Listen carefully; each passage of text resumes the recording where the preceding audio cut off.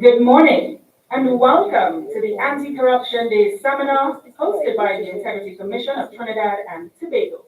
My name is Sidoni Mohammed and I will be your mistress of ceremonies for today's event. I have the privilege to open this particular event where over the next few hours we will be amplifying our voices on advocacy for voluntary compliance in the fight against corruption. I'd like to acknowledge in our midst this morning the Honorable Alison West, Minister of Public Administration, representatives from the Office of the Ombudsman, permanent secretaries in our midst this morning, Mr. Roger Gaspard, SC Director of Public Prosecutions, Mr. Corey Harrison, Director of Personnel Administration, Mr. Frederick Jilts, the Deputy Chairman, Mr. Abazar Ali, Registrar, the Acting, members of and former members of the Integrity Commission present today, distinguished panelists that will be joining us later on this morning, other specially invited guests, members of the media, and our viewing audience on YouTube today as well. Good morning to you all. Today's event will take form in a rather engaging panel discussion, which we will be going through very shortly, followed by an opportunity for those of you who are present with us to interact and ask questions and let your voices be heard as well. So with that in mind, and considering we have a packed program this morning, we don't want to waste any time. We're going to kick things off quite quickly. I'd like to invite to the stage at this point Mrs. Michelle Palmer to break opening remarks, and she is no stranger to many of you.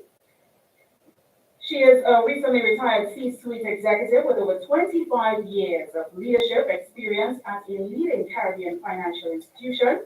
She was appointed a member of the Integrity Commission of Trinidad and Tobago on December 19, 2023. She's a certified life and high performance coach dedicated to helping mid-level leaders achieve their career aspirations and unlock their full potential. She's also very passionate about volunteerism and giving back. Michelle is a strong advocate for the power of paying it forward and empowering others to succeed. In retirement, though it doesn't seem like she's retired, she is quite dedicated to leveraging her extensive leadership experience and commitment to personal development to make a meaningful impact through volunteerism. Let's welcome to the stage for opening remarks, Mrs. Michelle Palmer.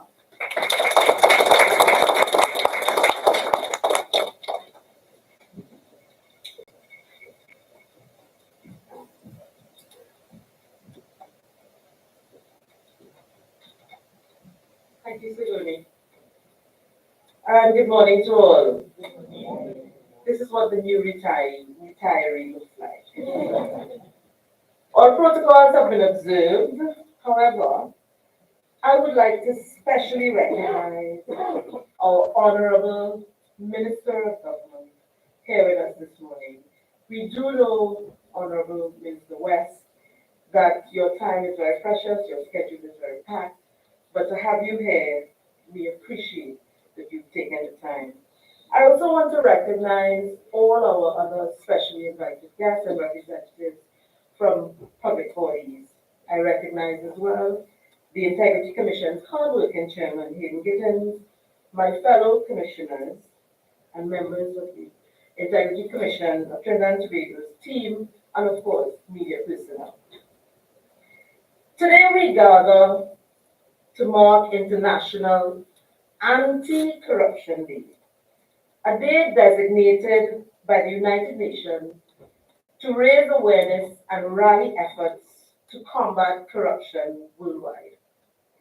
This year's theme, Uniting with Youth Against Corruption, Shaping Tomorrow's Integrity.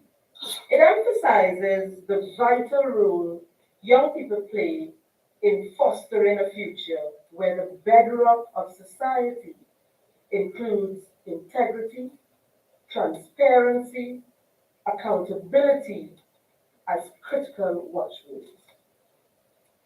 The fight against corruption isn't just the responsibility of governments or institutions. It is a shared responsibility that begins with voluntary compliance. We must all commit to doing what is right, even when no one is watching. As simply worded in the Commission's tagline, do the right thing always.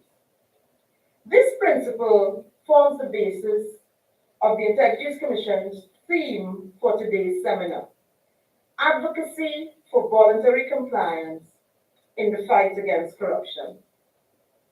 Our aim is to raise awareness about voluntary compliance and provide a platform for dialogue between the Integrity Commission, public officials, and the general public. You would note from your programs that today we intend the seminar to be an interactive one intended to foster a shared understanding of ethical principles and one which encourages continued efforts toward a more transparent, accountable society.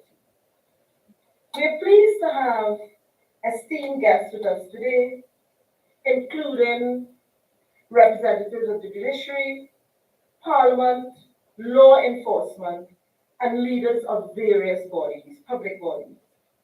Indeed, a diverse group of attendees, and I dare say that your presence underscores your commitment to building a more accountable and transparent society. We look forward to thought-provoking discussions, and we warmly welcome you on behalf of Chairman Gittins, my fellow Commission members, as well as the Commission's management and staff. I must also extend special welcome to our panelists who will engage in today's panel discussion and to the media whose role in raising awareness and fostering public dialogue is indispensable in the ongoing fight against corruption.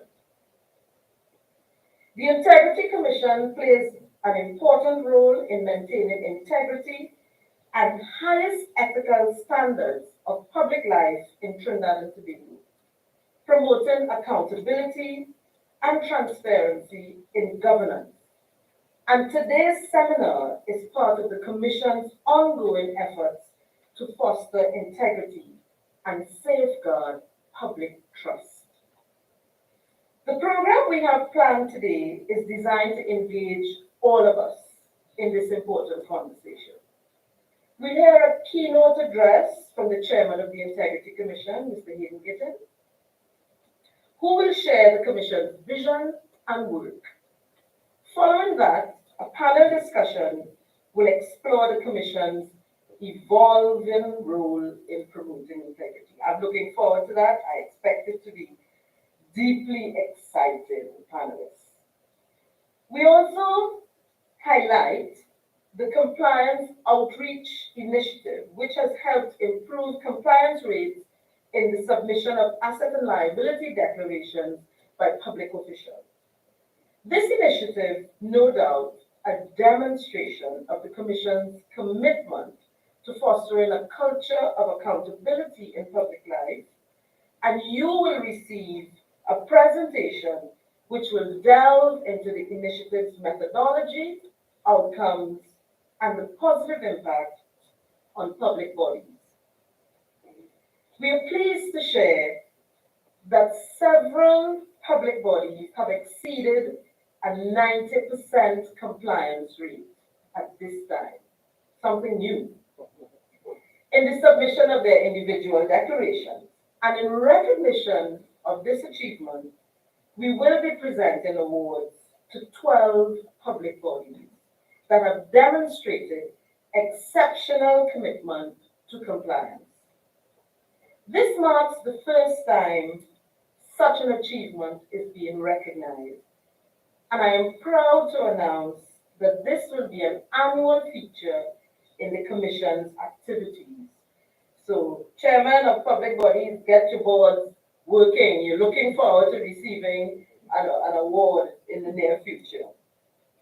I must say that these awards are not only a testament to the hard work of public bodies, those that have achieved the 90%, but is also a call to action for others to follow suit. A reminder that voluntary compliance is not just a goal, it is an ongoing process that requires collective effort and dedication. In conclusion, let me share that today's discussions are meant to inspire and remind us that the fight against corruption is a collective movement. It requires the active participation of everyone: government officials, civil society, the private sector, and the general public. We may, I dare say, be on a long road, but every step brings us closer to a society where integrity is the norm and not the exception. I encourage you all to reflect on your role in this cause. How can you, how can we all contribute to building a more transparent Trinidad and Tobago? I thank you for being here, and I look forward to engaging with you throughout today's seminar. I thank you.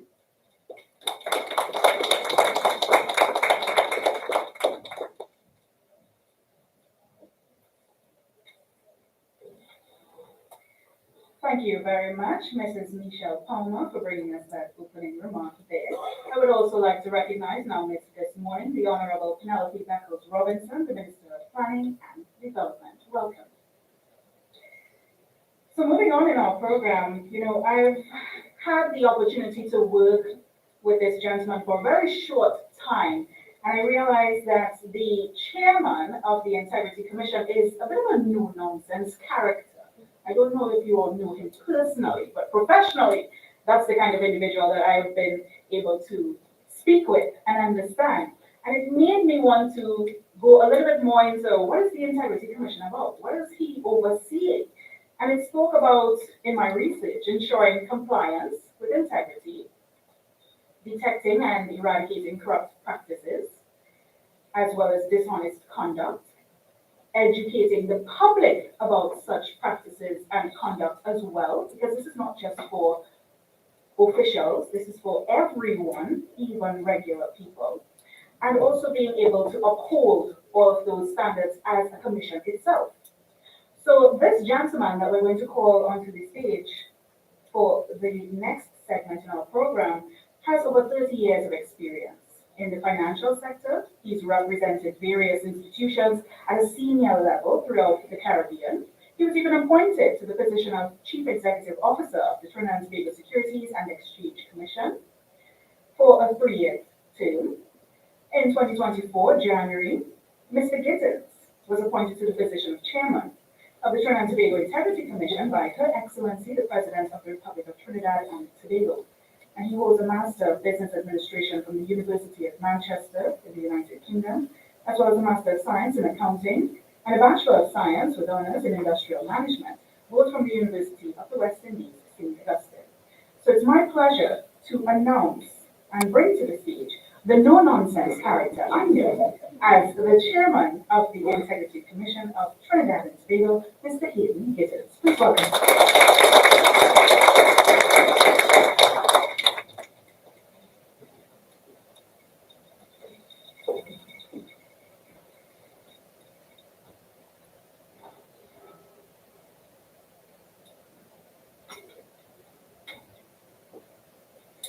Thank you, Madam MC. No nonsense, sir. First of all, allow me to stand on the protocols already established. But I thank everyone and the ministers present for taking the time to attend. I know everyone in this room is very busy, so we are very appreciative of the fact that you will take a few hours today to, spend time with us. Thank you, and good morning to all. Thank you for joining us today on this significant occasion in observation of International Anti-Corruption Day 2024. It is my honor to welcome you as we unite under the shared cause of promoting integrity, accountability, and transparency in our beloved nation. Our theme for this seminar is Advocacy for Voluntary Compliance in the Fight Against Corruption.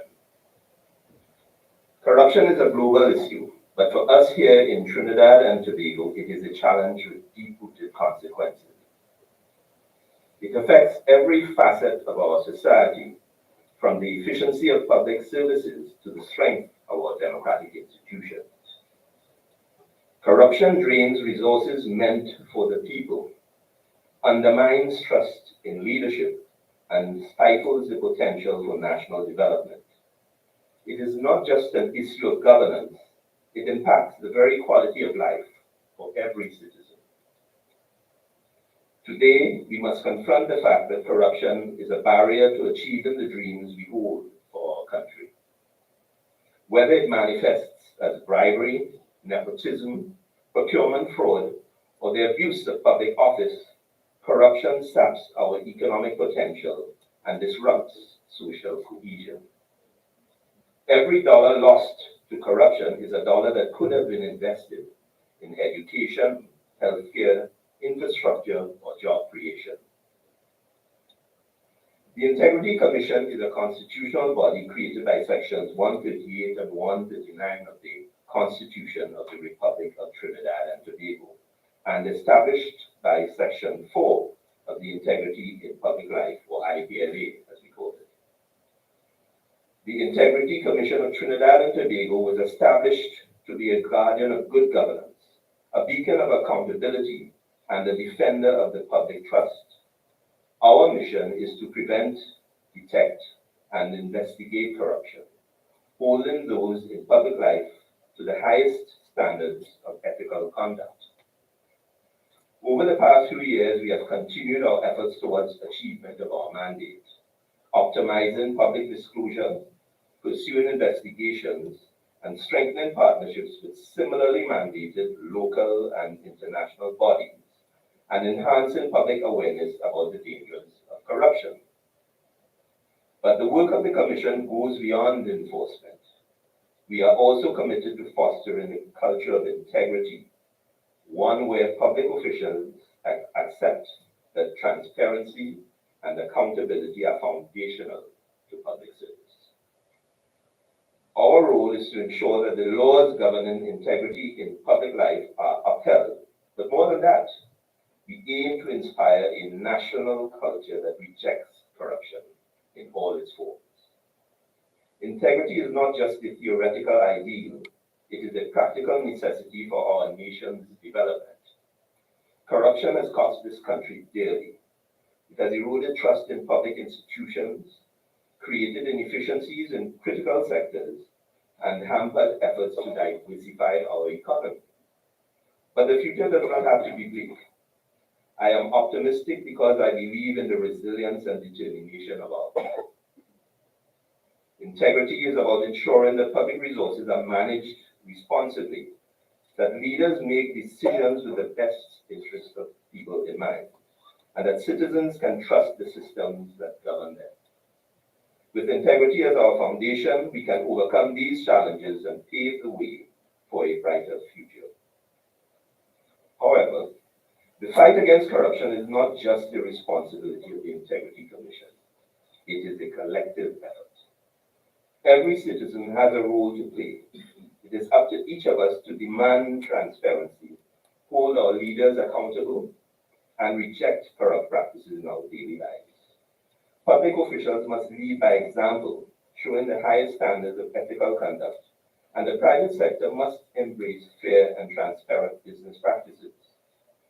In this regard, the Commission has been strengthening our engagement with civil society and the private sector, as these partnerships are vital to the success of our mission. We are also collaborating with international anti-corruption organizations to ensure that we are adopting the best practices in good governance. For the public, I urge you to remain vigilant. Your voice matters, and your actions matter. Corruption thrives in environments where silence reigns. Do not be afraid to speak up, report wrongdoing, and demand justice. You are the backbone of the integrity we seek to foster in our nation. So now I would like to share with you some of our achievements and indeed some of the challenges faced by the Commission in our efforts to achieve our mandate. One of the perennial challenges faced by the Commission from inception was that of ensuring willing compliance by persons in public life to fulfill their statutory duty of filing their annual declarations.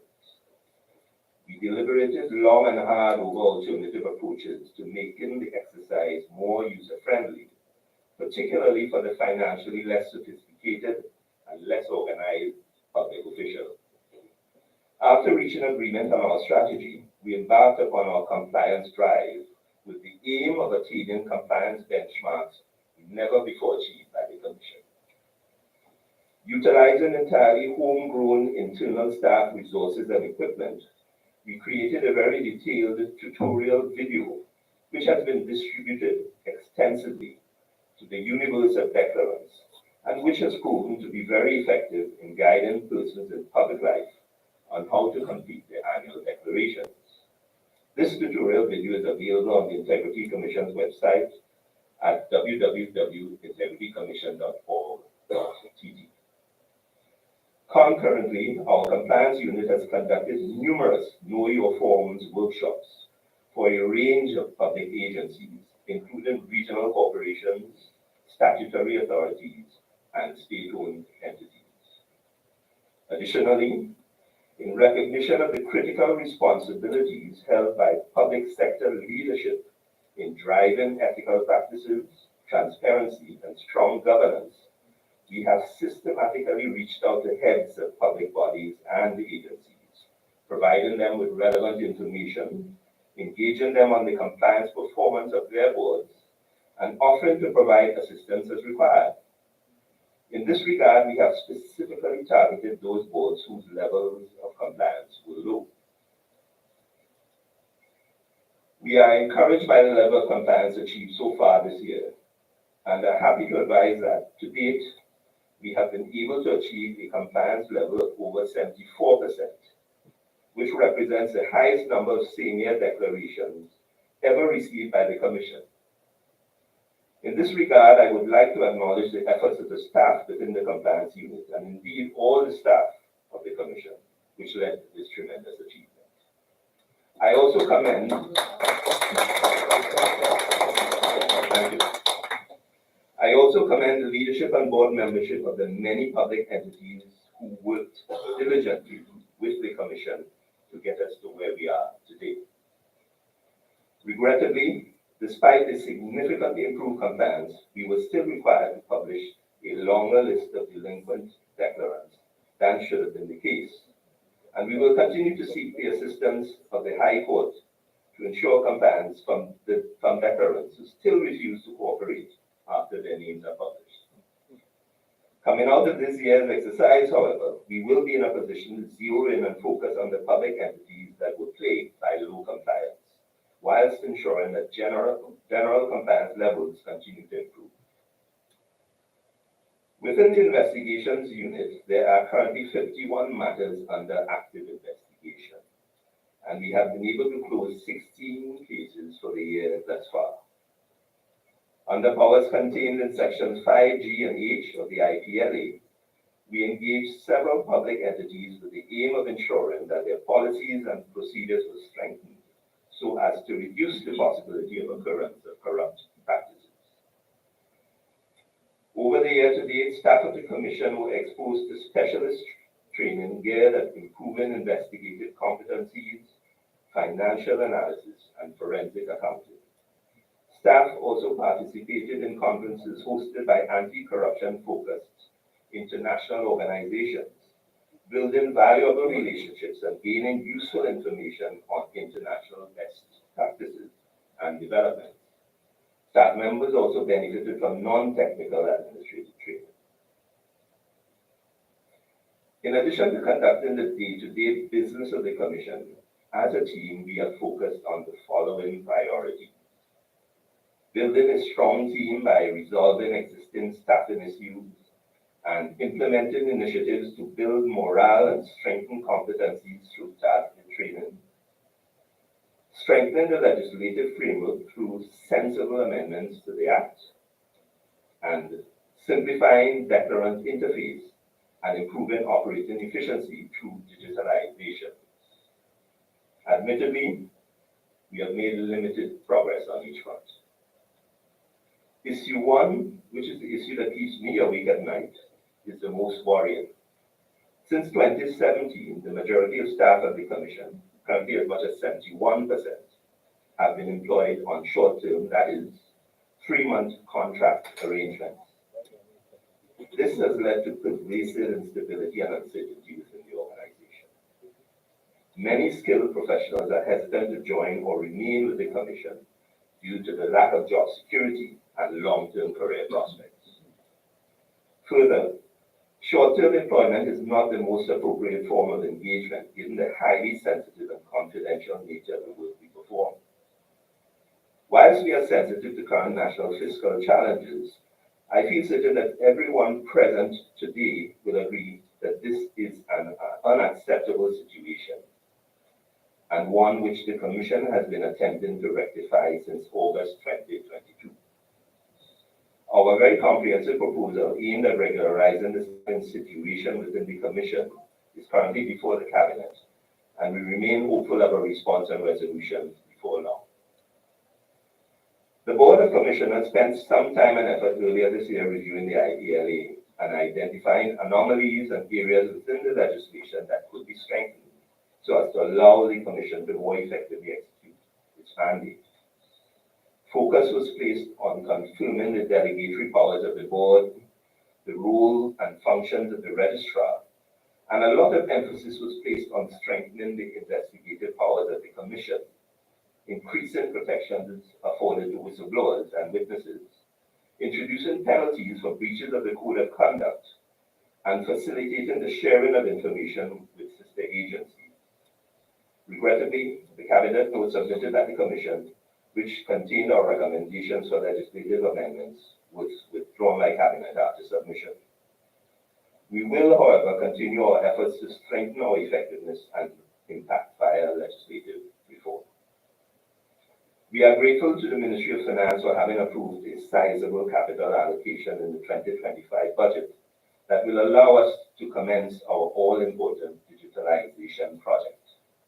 This project is currently underway, and we have started the process of digitizing our paper files and records.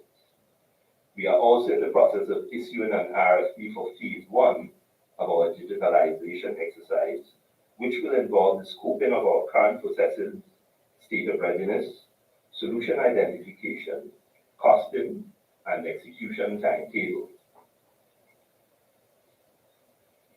In closing, allow me to express my view that the leadership challenges faced by decision makers in this field are quite unique and, in many instances, quite pressing. For many of us, we are unexpectedly invited but readily accept the opportunity to contribute to national service in an arena that is of critical importance to the national psyche. In accepting the invitation, we are well aware that the job is a thankless one, and we are more than likely to be exposed to verbal abuse, recrimination, and unjustified accusations as we carry out our responsibilities. There is little or no opportunity available to properly prepare ourselves for the weighty and nationally important responsibilities that we have taken on. Generally, there is no handover arrangement. The legislative framework and existing mode of operation provide guidance, but the slate is otherwise clean, and we decide how best to run the operation efficiently and effectively. We become members of a team, the Board of Commissioners, that we had no hand in selecting, comprised of persons that we are unfamiliar with. To be effective, we must collectively ensure that the team is committed, supportive, and productive. The funding support, which is provided by the entity we oversee, is never enough to adequately meet our requirements, and we have an obligation to ensure that the relationship between the Commission and the public service continues to be healthy so that our financial needs are met. I am thankful that I have had the very good fortune to be part of a superb team at the Integrity Commission. The members of the board are all extremely competent individuals who provide invaluable, independent, and high-quality input to board deliberations and decisions. The members of staff of the commission are hard-working professionals, unquestionably committed to the work of the commission.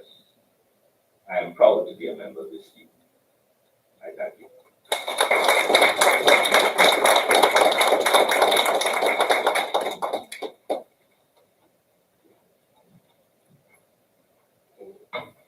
Thank you, Mr. Chairman,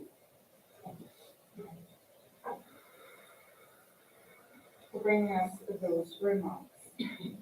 Ladies and gentlemen, in keeping with our program this morning, we also would like to acknowledge in our midst Mr. David Devindranath Thankul, Member of Parliament for Oropouche West. Thank you and welcome to today's session. As we continue in our program today, it is that time where we get into the meat of the matter. And to do so, we get an understanding of anti-corruption efforts, which many of you in this room will know takes many forms and varies in scope and even in strategy. Today we aim to discuss the relevance of the Integrity Commission in fulfilling its mandate. To do so, it gives me great pleasure to introduce our panelists as I invite them for our next segment as they enter stage left. So I would like to bring back on stage Chairman, Mr. Hayden Gittins. Joining him will be Mr. Frederick Jukes, the Deputy Chairman of the Integrity Commission, who was appointed as the Deputy Chairman in December 17, 2018. We know him as a legal practitioner in several Eastern Caribbean states. He's also a tutor, a lecturer at the Faculty of Law for the University of the West Indies St. Augustine campus, a partner at J.D. Celia and Company for 13 years, and even a CEO at one point in time. He currently serves as the head of chambers at the Caribbean Commercial Law and Chambers and an executive member of the Law Association of Trinidad and Tobago with extensive experience in several areas of litigation and law. Let's welcome Mr. Frederick Jukes. Also joining these gentlemen on stage, because it needs to have a bit of balance in there as well. So we need a lady in the midst. And I must say that this particular woman has a lot of experience. She's a chartered certified accountant and fellow of the United Kingdom's Association of Chartered Certified Accountants and the Institute of Chartered Accountants of Trinidad and Tobago. She is a certified internal auditor and certified risk management assurance professional, and she even came up on stage before I even said her name. So she knows who we're talking about. She knows herself. I understand that she has a lot of experience. She has past appointments as well, serving as executive chairman of Colonial Life Insurance Company Limited, CLICO, the British American Insurance Company Limited, which is her current managing status at this point, chairman of Methanol Holdings International Limited, and Premium Security Services Limited, and board member of Oman Methanol Company. So she has a lot of titles, not just in her past life, but in her present state as well. And Claire is an active consultant, facilitator, speaker for the Caribbean Corporate Governance Institute, even providing training to those who need it to board of directors and officers within the region. Her expertise, practical experience, and knowledge are widely recognized as a facilitator and speaker at many seminars, such as today's session. And she's known not just locally and regionally, but internationally for board directors, officers, internal auditors, and professionals in many capacities and enterprises on corporate governance, enterprise risk management, risk-based, internal auditing, compliance, ethics, fraud and investigations, quality management, and public procurement. So we are sure that with all of this, she is going to bring a bit of zest to the conversation today.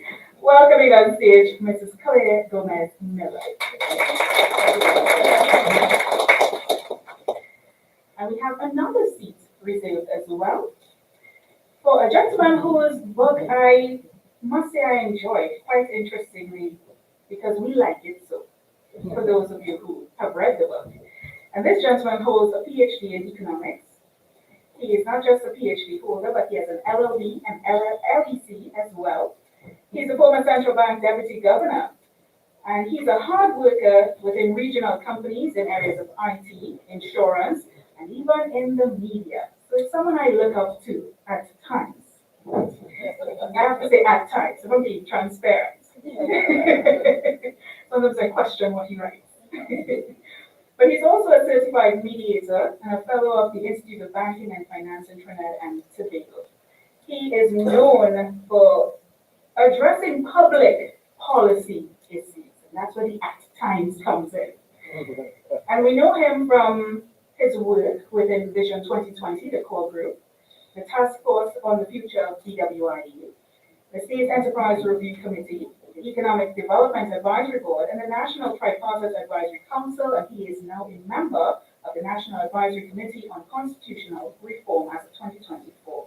Let's welcome to the stage Dr. Terence Barrow.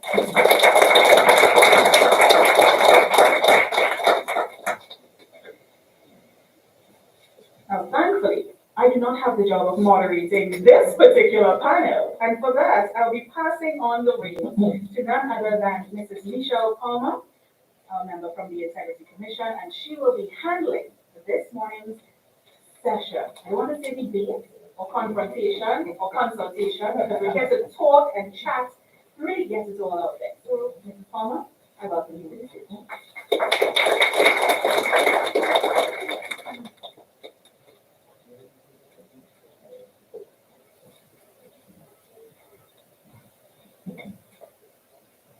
Thank you, Sigourney. Jeremy? Yep. Okay, gentlemen and ladies, are you ready? So, terms of engagement, I mean, the way said it, we are going to have a conversation. Yeah, how are you? Yeah, my friend. And we're just going to talk about a topic that is very, very important to all of us, the relevance of the Integrity Commission in fulfilling its mandate. Yeah? So I'm going to call on you to make some comments. Yeah, and I'll call you by name so you know that you are. And I encourage other families to chime in. When you've made your remarks, chime in. To agree or to disagree. To bring a different perspective to the discussion. And upon completion, so I'm going to pose about 4 questions. Yeah? Interesting questions.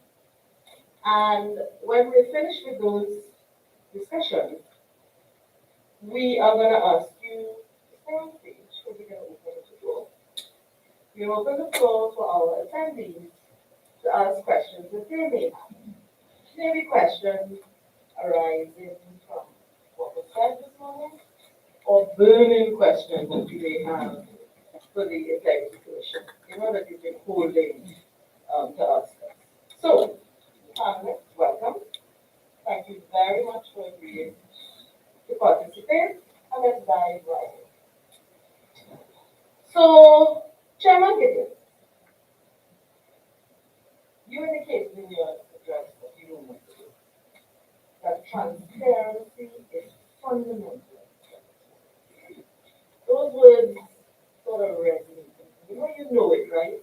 It's at the back of your mind. When he said it this morning, it really strongly resonated. So, I would like to start off our discussion by inviting you to share your perspective on whether the significant volume of information, we all know, the volume, required to complete your declaration, your annual declaration, and that the information requested, of course, is in accordance with the Act. So let me ask you, from your perspective, this volume of information required, does it encourage or discourage qualified persons from serving on public body boards? Chairman. Thank you. Anything with it? All right. putting on the spot first. Huh? Chairman, hardworking, serious man. I see my friend Terry Pryor is already starting to make a list, so he's going to tear me to pieces, but that's fine. Um, there's certainly no empirical evidence as far as I'm aware that the amount of information and the disclosure requirement is a deterrent. Certainly when we go there, and I go to the team on many occasions on our compliance trips on the reforms adventures, what I see are young, bright, keen individuals, proud of the fact that they've been selected to lead, in many instances, substantial organizations um, that are keen to get the job done. So, and year by year, we go out and we see different people. So there's no, I don't get the impression that the so-called qualified persons are um, running away from the responsibility because of the, the pressures associated with filling out what are admittedly um, first time around very comprehensive documents. I don't get that impression. The challenge we face when we go is instilling in these young, bright individuals an awareness and understanding of the responsibilities that they take on and the fundamental need for them to embrace um, traditions of good governance and transparency as they do their job. And that's a transition for most first-time leadership, public servant individuals in a leadership position, and that's a major challenge that we face. Um, we have tried to address that challenge by making the whole process of filling out the information and doing that requirement as easy as possible as we proceed. And I think we've made some really good progress in a short space of time in doing that, and we will continue to do so. But I don't, in short answer to the question, I certainly won't conclude that the voluminous information that's required is a deterrent. Much of the information, as you know, is private information. The public aspect of the information relates to issues that may create a conflict in your public position. And it's very broad, high-level information that's available to a very small quantity of public officials or individuals that come into the commission under very structured arrangements to view this information. So the whole issue of revealing confidential information, I think, is not as important as this was. I think that can be out to be. Thank you, Chairman. So you're saying we have young, bright, ready to serve mind, and that's from your visits, and you consider that awareness of the requirement is important. A bit of hand holding in your first year to help you through it, and of course, to provide some information on your concerns, to try and allay some of the concerns, not your concerns, but persons that would like to serve, their concerns around confidentiality. That's, I think, what you said in a nutshell. Panelists, what are your thoughts? Anyone else? I absolutely complete myself from people just to publish in the public life. So it's not that they have been deterred from serving, but they do complain about the volume of information they have to provide. And it's probably one of the challenges that we have had to overcome in terms of getting people to comply. But I don't have any lecture, I don't have any information to suggest that I have deterred certainly willing to serve responsibility. So try and reduce the noise of misinformation that is a problem. Once you are in public life, you have to present all these documents and everybody know your business in Trinidad and Tobago. If you're saying that that doesn't really exist, the noise exists. Yeah? Well, And I'm not saying, it is a concern to people and it's a hassle. And people are complaining about it. So I don't think you can listen to this noise. But I'm not sure what else if you're sitting, if you're going into public life. Department has designated what it is you're required to be. That's what it is. So that you have to deal with it. And I think it's the commission's responsibility to help people navigate it. But I would say it's just noise. I think it is a valid concern, it's a lot of information. And sometimes if you're not that familiar with accounting information, you find it very difficult with what you disclose and that sort of thing. So I think it's a genuine concern, but I think it's a necessary for the people to do things that you would have to navigate these reforms at the right time. transparency for For the funding sake of the public to know. Derek? Yes, from my perspective, it is a necessary good. But we need to recognize that once you take up position as the board director, as an officer of an organization, and especially when you know yourself as a politically exposed person, you need to understand the level of transparency and disclosure that comes with that territory. And when you examine the forms that you actually have to file every year, I think the first year can be a bit daunting. I think those persons who are associated with the theft, like my former husband, um, all of his businesses outside there, not because of his doing, but because he's willing to support a person like me. Because you love it. But I don't have a problem with my business. You see, because as far as I'm concerned, I love being transparent and I love to know what to do. And I think the integrity commission says do the right thing at all points in time. You know, so you function as though whatever you say, whatever you do, even on a tangible basis, you find yourself on the front page of the newspaper. You want to make sure that, everyone can say, yes, that was like business. She would do something like that. So you want to make sure that you're comfortable in that space. And I believe when it is that you examine those two things, the trying part of it is the amount of hours that you spend preparing the first one. And if you make a mistake and you do it manually and not use technology, then you are in for a hard time again the next year.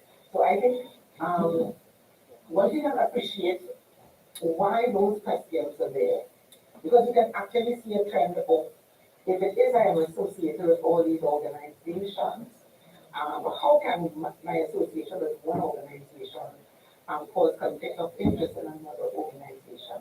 And am I really actually declaring conflict of interest even at board meetings or making decisions? So I think it is for the persons who are required to complete those forms to think it through from that perspective and to look at it as a tool for demonstrating integrity in public life. And I think if it is that they do that, the pain and torture that he will go through the first time, and it will be with it. Thank you. I remember that day when I served on a public board many years ago. It was painful the first time. But as you said, I'm in a banker myself. You have to think integrity, yes, and transparency at all times. It was painful. The Integrity Commission of now didn't exist, so there was no one to help me outreach and help me understand the forms and so. But I had a good assistant who helped me through that, thank God.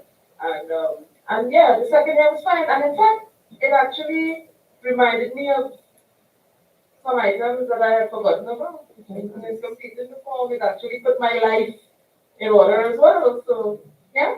So Dr. Farrell, Well, I really jumped in. No, no, because my own experience over the course of the last, since the idea of having the executive, that there are countless people that I know, especially people from the private sector, who have been deterred from offering public service because of the requirements of this law, without question. And there are many who have served on these public bodies who have since come off and said, I'm not going back because for that reason. I don't think we need to be I don't think we can dispute that.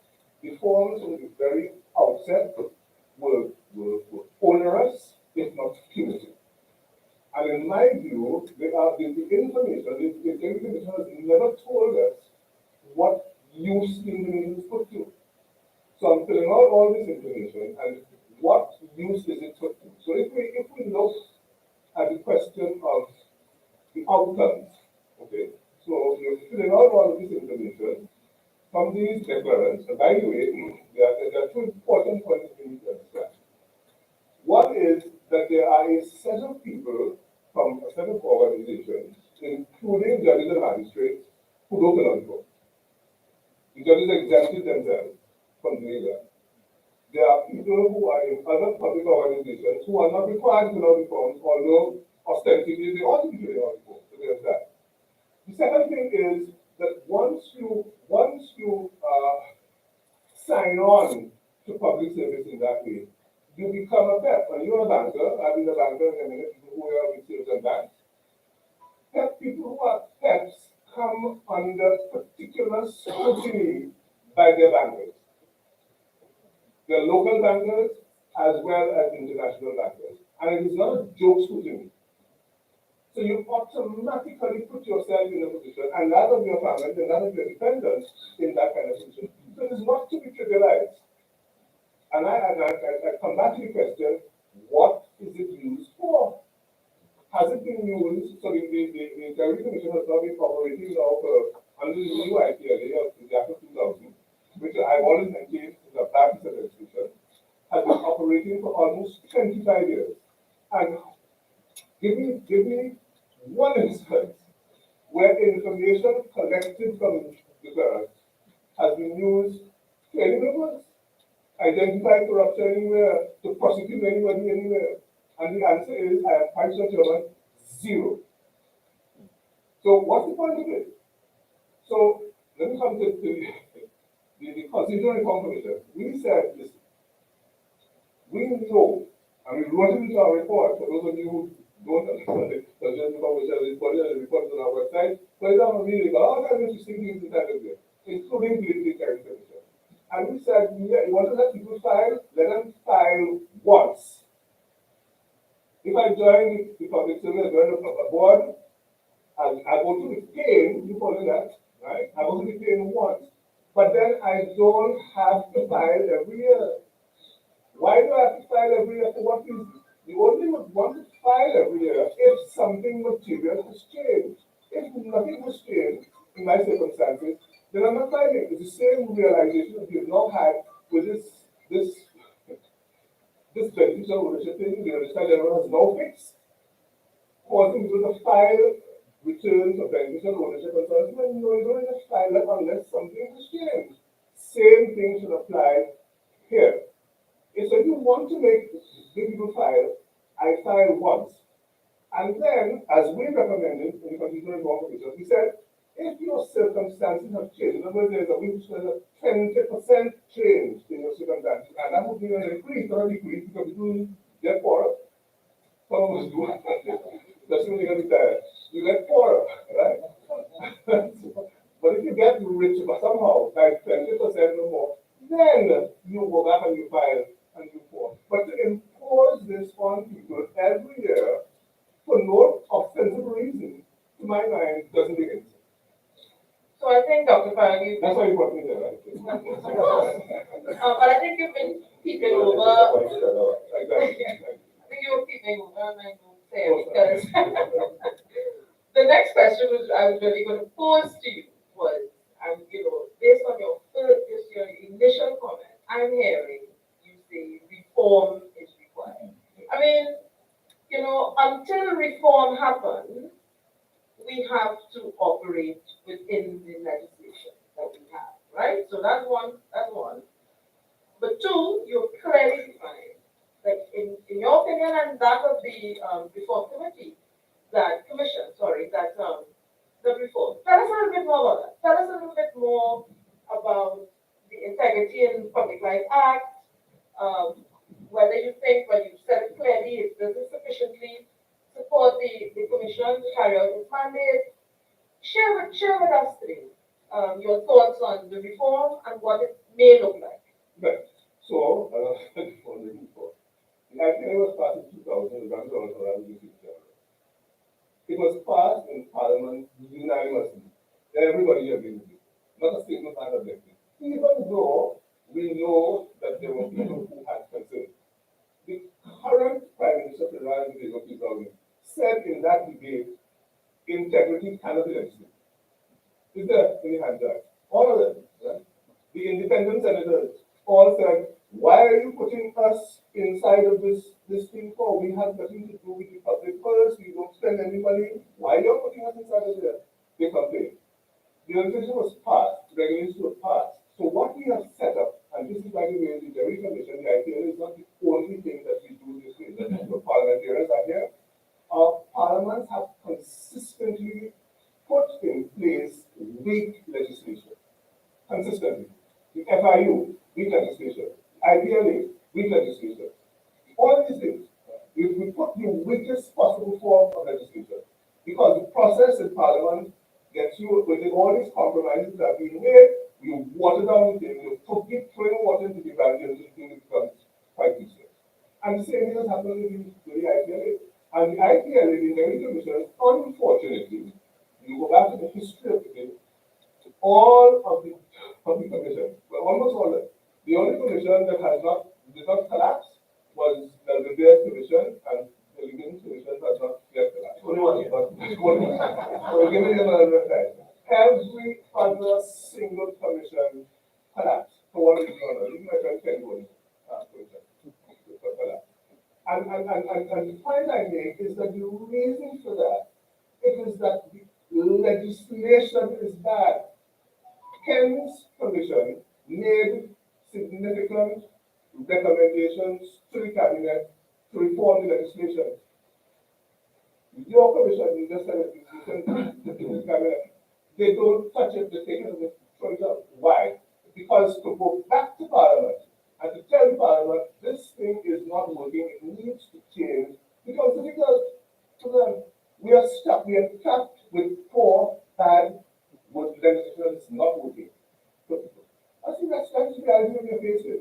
So somebody, some prime minister, some government has to summon up the courage to be able to go to the country and say to the country, listen, this thing is not working well, it hasn't worked well. Who have we? Every year, we publish a list of 1,600 people who don't buy recommendation. And the people who put names for the papers don't care. Why they don't care? Because they become 1,600 other people. And who goes through that list to see, well, this one didn't file and that one didn't file. So it had absolutely no effect. Well, I'm embarrassed by it anymore. The permanent secretary told me, listen, I simply don't have the time. Not that I have anything to hide with. I don't have the time to fill out this thing. And so for years go by, and the stopping permanent secretary for 5 years, and the then does this in so we have to simply face up with that, and we don't have parliamentarians, but there was the time to to say, listen, Parliament has got to fix this thing. It's not working. We have had two instances of attempted prosecutions, both of politicians, and the prosecutions failed. But you should let me speak to some of what Terry has said. So I was going to invite you. Because, well, let me start with the last thing. I think that the remarks about non-compliance after a little bit, because the commission has made a lot of strides in recent years in terms of compliance. So we don't have 1,600 people being published anymore. So that it is possible to at least get people to comply and understand the challenges you have to comply. But if we go back to the beginning of what I think you were complaining about, in terms of what is the information used for. Well, there are a number of offenses in the Act. In terms of dealing with it, in terms of conflict of interest, the information that we gather allows for the Commission to examine the examine disclosure to determine whether there has been transparency. Transparency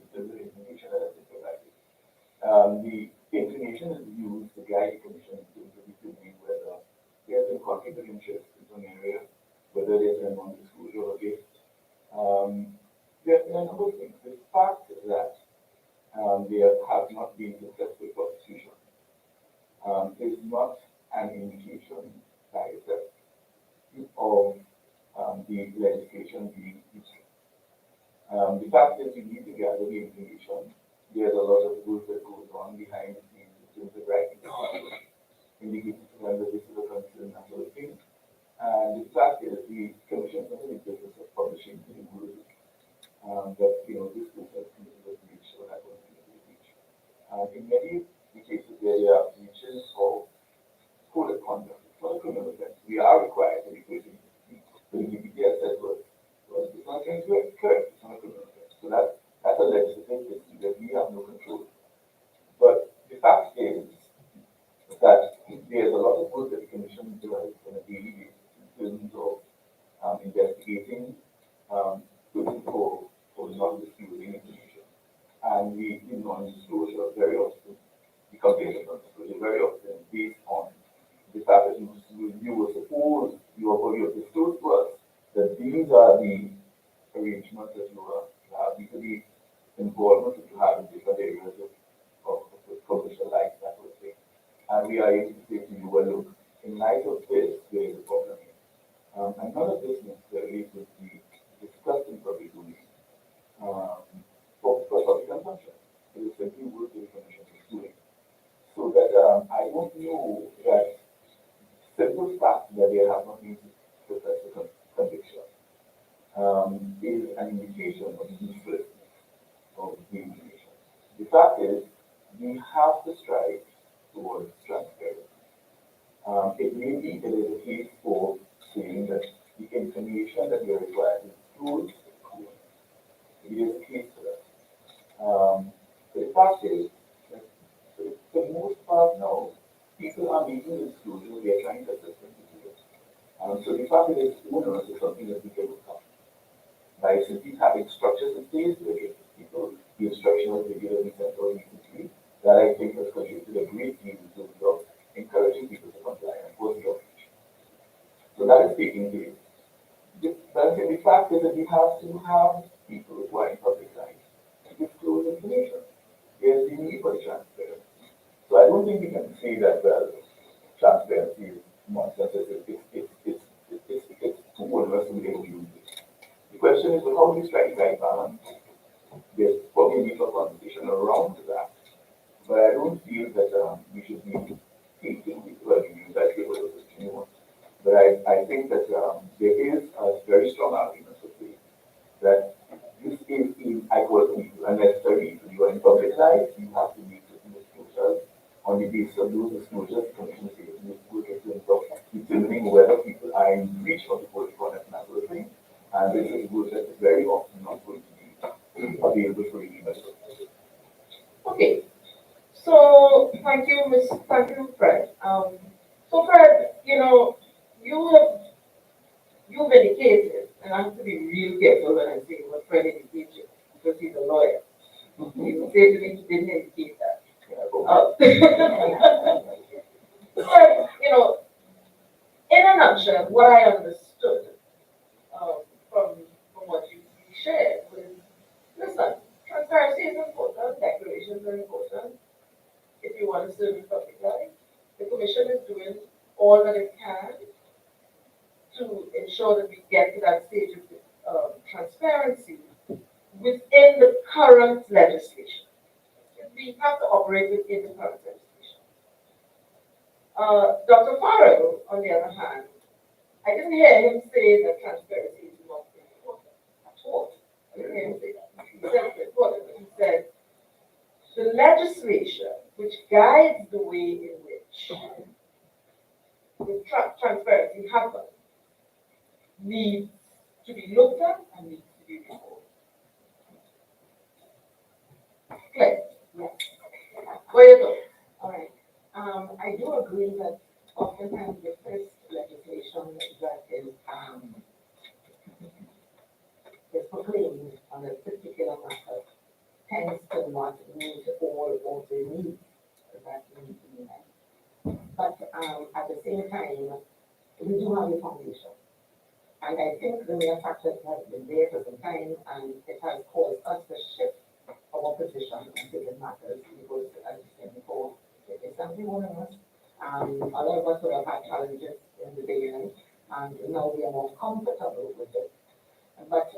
the level of giving the commission sufficient teeth to actually start punishing those persons who need to be punished. Yeah, punish the wrongdoings, punish the wrongdoers, allowing it to determine information that might have been collected over the years and bring it to a position where they can investigate certain allegations being made by members of the public, etc., and exonerate those persons who are innocent of those types of allegations. I think at this point in time, we have not been seeing the results of those types of investigations, and we agree on that.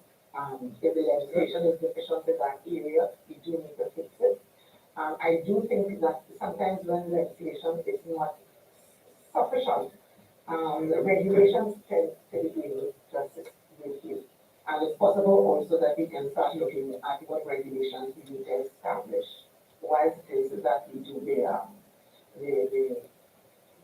the review of the legislation. So reform.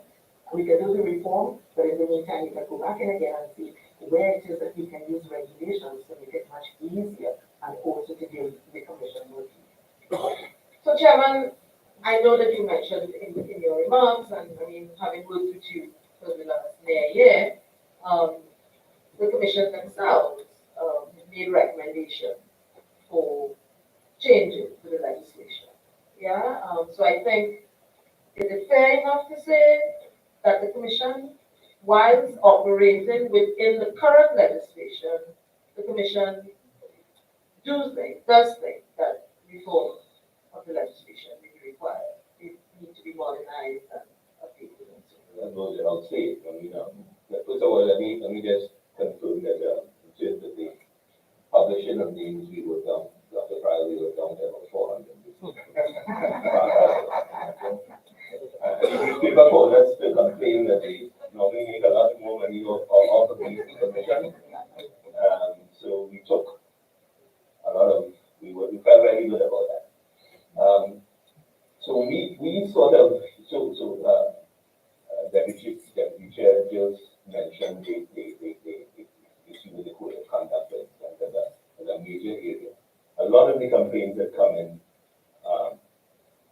solicited and unsolicited, that we do, relate to code of conduct violations, which basically, for those who are not aware, persons in public life who have power and influence exercise that influence for their benefit or to the benefit of their friends, exercise and so on. So that's one major aspect of the code of conduct requirements. And I would say maybe 90% of the complaints concern code of conduct violations. The option availability commission is referred as indicated to the DPP. So we joined the queue and we joined the dead in terms of code of conduct. So one of the amendments that we were proposed, we need to actually identify penalties, stiff penalties associated with code of conduct violation. Of course, anything that is recommended has to be approved by Parliament, so we pass another deadline at that stage in terms of the recommendation. But that would be an important another recommendation related to our powers under 5G and H, which relates to our ability to advise public entities in terms of policies and measures to reduce the possible incidents of corruption. So we have the power to go in and advise and tell them that something needs to be done and work with them to devise solutions. But beyond that, we have no power to compel. So your public entity might well say, I think I am more important things to do kind of this. And it really that's a challenge that we have. That's how you kind of would address corruption on a grander scale, because the idea identifies persons in public life and persons performing public functions and specifies the entities and persons that the commission has oversight over. So a lot of the corruption may take place at a lower level, and maybe our hands are tied and so on. So one of the other recommendations was to basically give us power, it was in courts to compel public agencies to implement measures. And then, as I mentioned in the speech, a lot of our amendments related to strengthen our investigative powers. Typical things that are required. Powers to seize, and powers to go in, and powers to, uh, uh, uh, you know, communications, for instance, to address those issues, powers to protect witnesses and whistleblowers, powers to prevent tipping off, powers to collaborate with sister agencies, to share information, and so on. Those are the things that will allow us to meaningfully investigate conflicts that are confidential. So that has been the area of focus. Now, let me just say that we didn't reinvent the wheel necessarily in suggested amendments. Every commission, certainly even that has recommended amendments. Every commission and has gone the route of trying to get them implemented without success. So we had the benefit of a lot of information and work that would have been done by previous commissions to see it. Okay, so legislation without biting teeth, not just biting teeth, like rules without direct consequences. Continuing along the line of reform, and I want to come back to Dr. Farrell, and I want to ask if he, his opinion, the idea, and I'm coming to Mr. Fred also on the same question. So Fred, remember this, right? So tell us, Dr. Farrell, do you consider, I know you said it before, but you want to give us some more information around it, I'm sure, that the statutory rights and powers conferred on the Commission by the IPLA, which, in a nutshell, what can the Commission do? It's to refer. Yeah?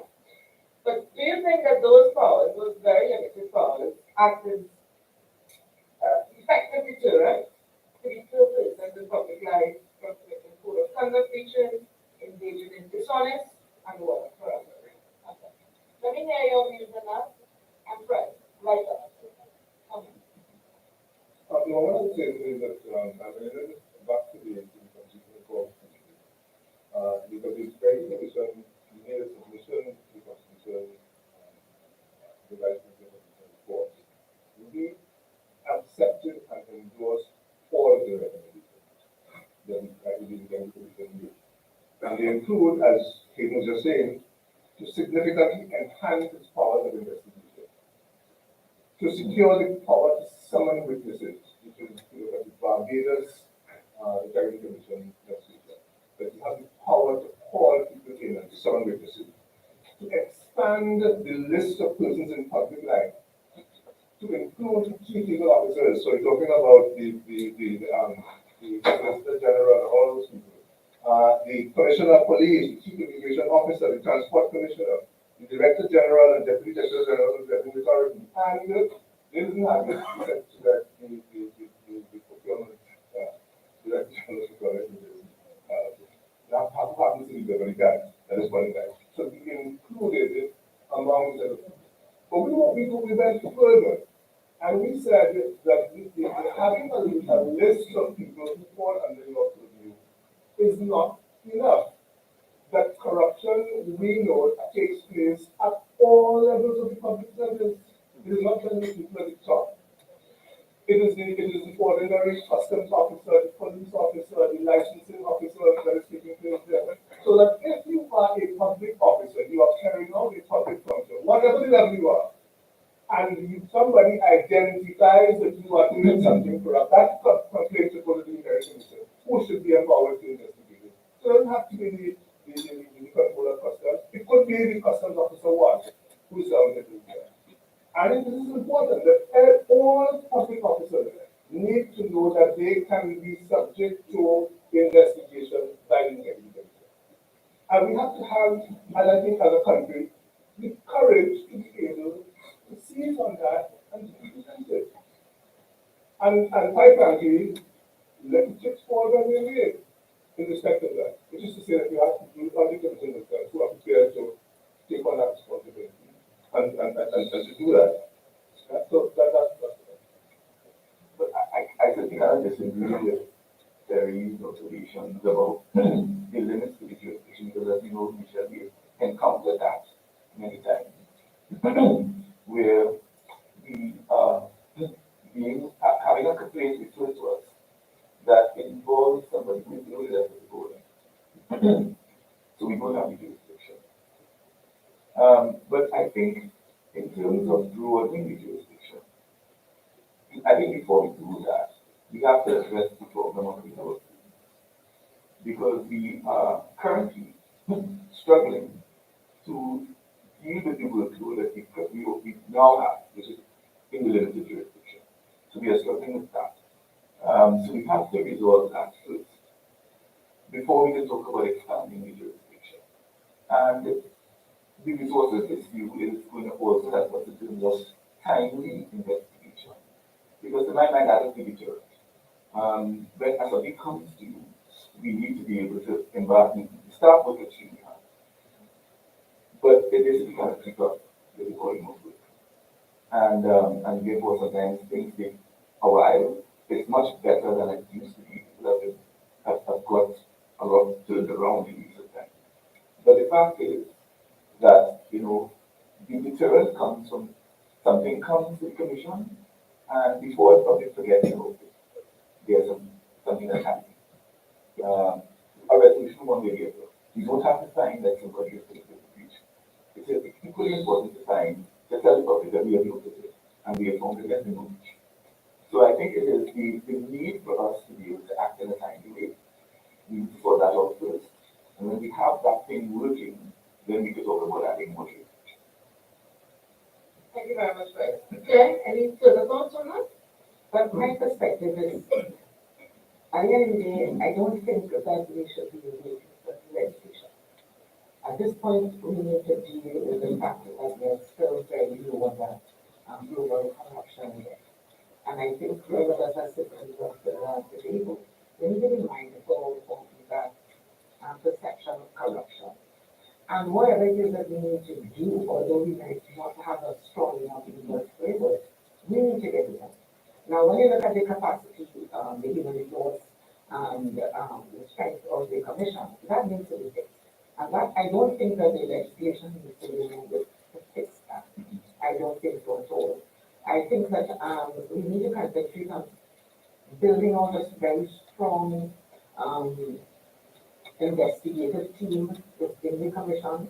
At this point in time, trying to develop them if they are not there yet, buy them in whatever it is that you need to do.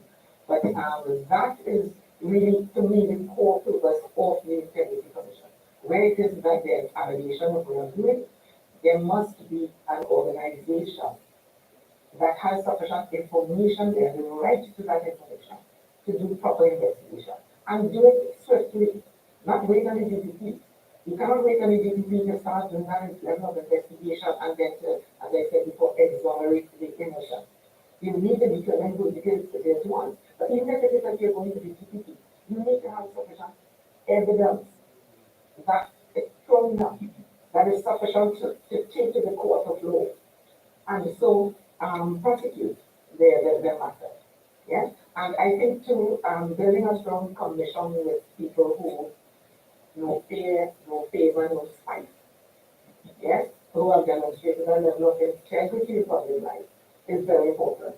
Another thing too is the strength of the personnel, the level of personnel, because you're looking at persons who have to deal with officers and directors, yes, of large institutions, of the public sector, and as such, we definitely want to make sure that we have a cadre of people that can speak to those persons, educate them.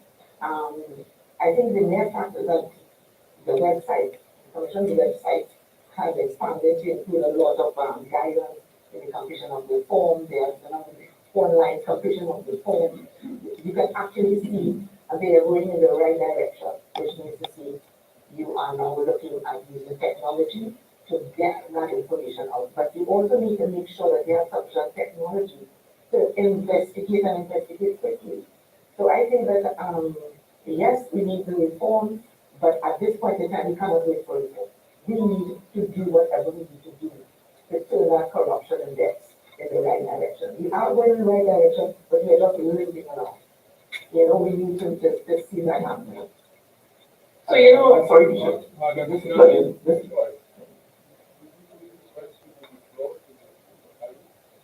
um, But we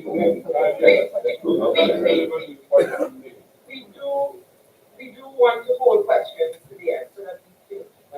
So do make a note of your question, please, and I'll call you first to ask your question. Yes, I just want to say, we should in terms of the resources, it's not just the money coming in.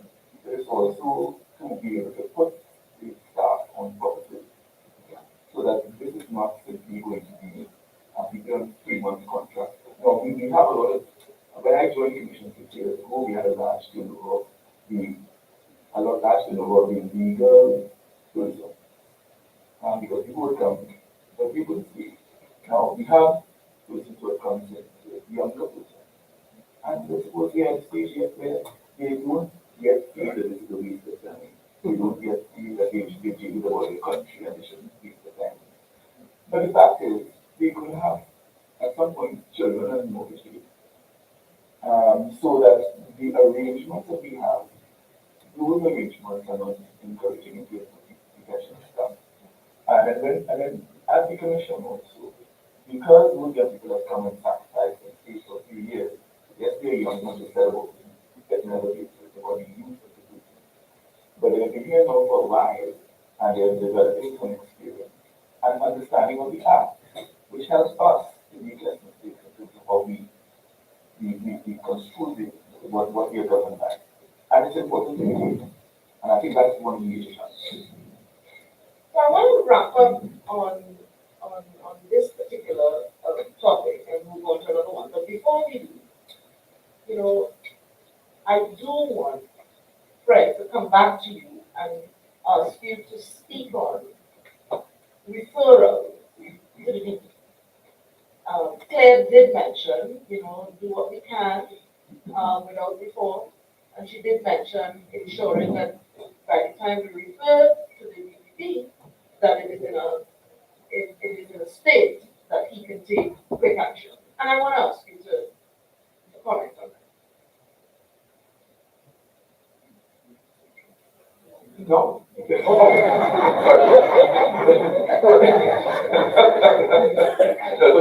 can have 2 seconds to get your thoughts together. But I think we have had a lot of engagement with the people, and he has expressed the commit was the board of the party and of course he's before.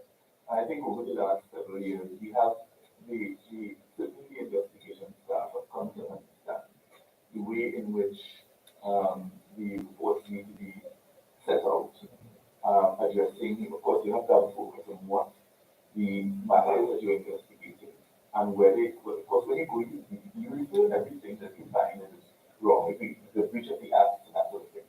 But the people really only act on those breaches that amount to a criminal. So rather than have an obligation of the actual truth, it's extremely important when we are referring that we make sure and focus on those that constitute criminal offenses, misconduct in public office, breaches of the Procedure Crime Act. So we need to focus on making sure that the elements of the offense are established. And of course, that's what it comes up again to being able to retain those persons who we have with us, who have developed a sort of understanding of what is required, and making sure that they stay. Because this is an important one. If we are going to be conducting these exercises where we try to expose people to these things, send them on all the courses and so on, and then we are coming up. So that's a problem. But I mean, I think we do, I think the staff do have an understanding of what is required, and are attempting to deal with that. And we certainly we, as a commission, I don't think we have let anything, get past us, which we feel, the people who are going to do this. Absolutely, absolutely.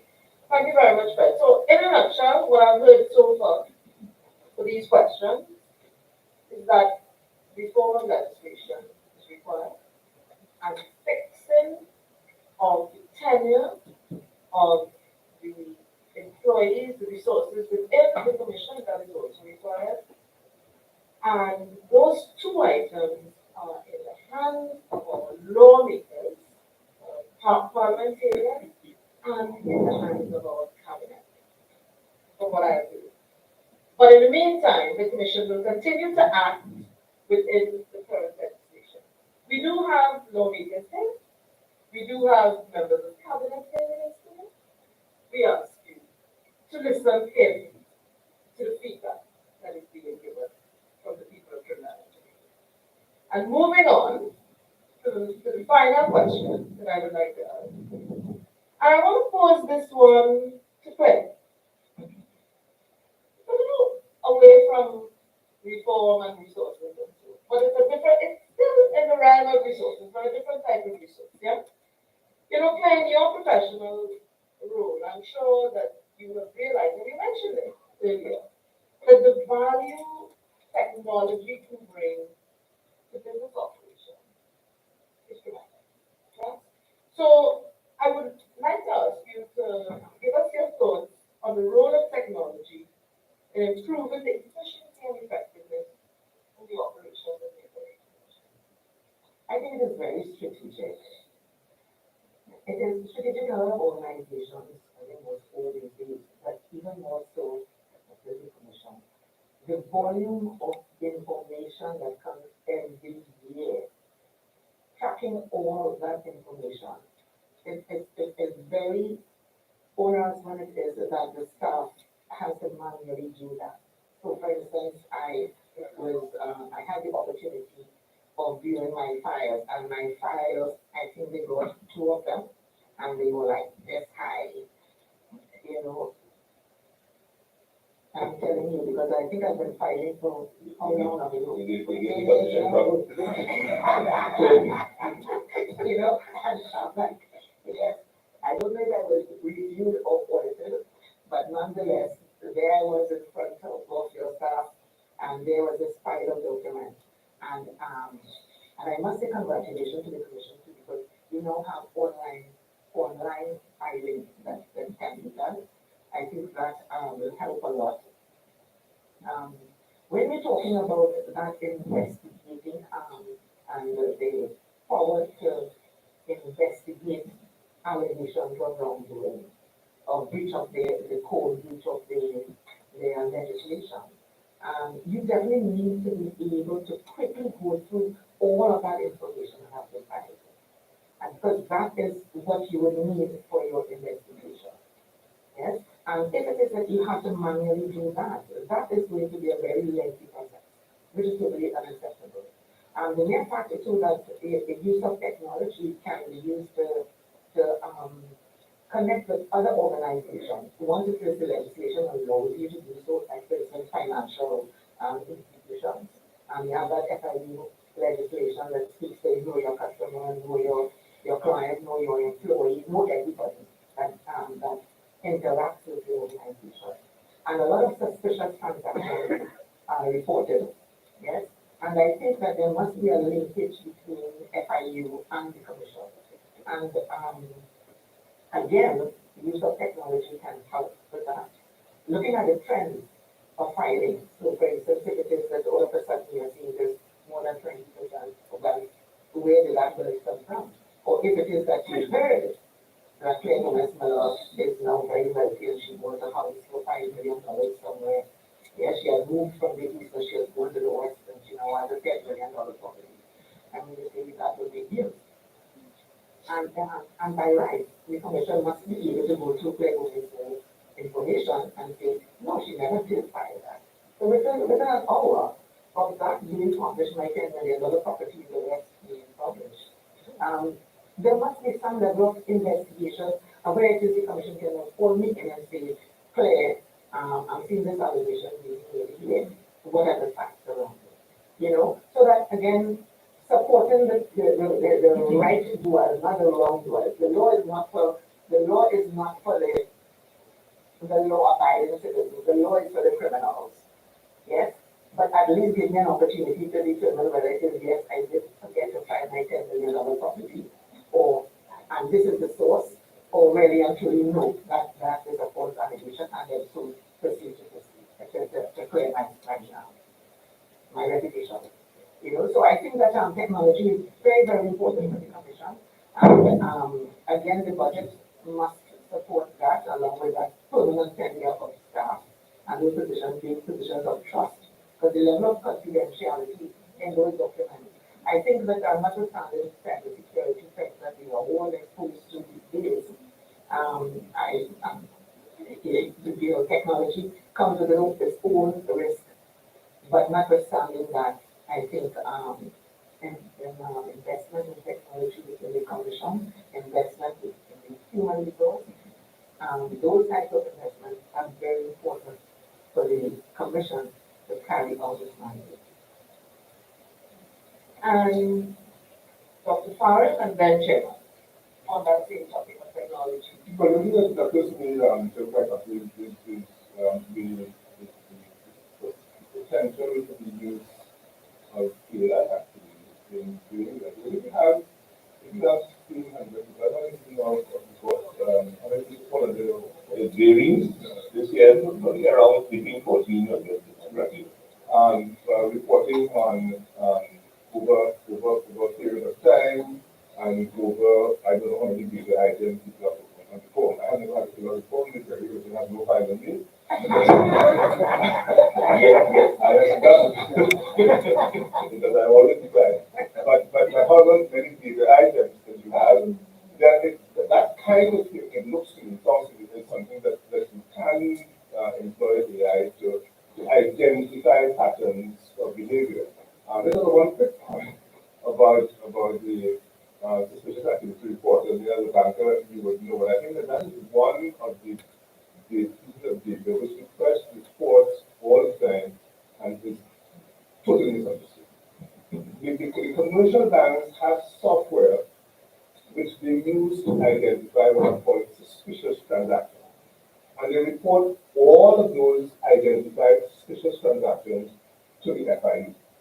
There's a total, money total that goes to that is $2 billion as well.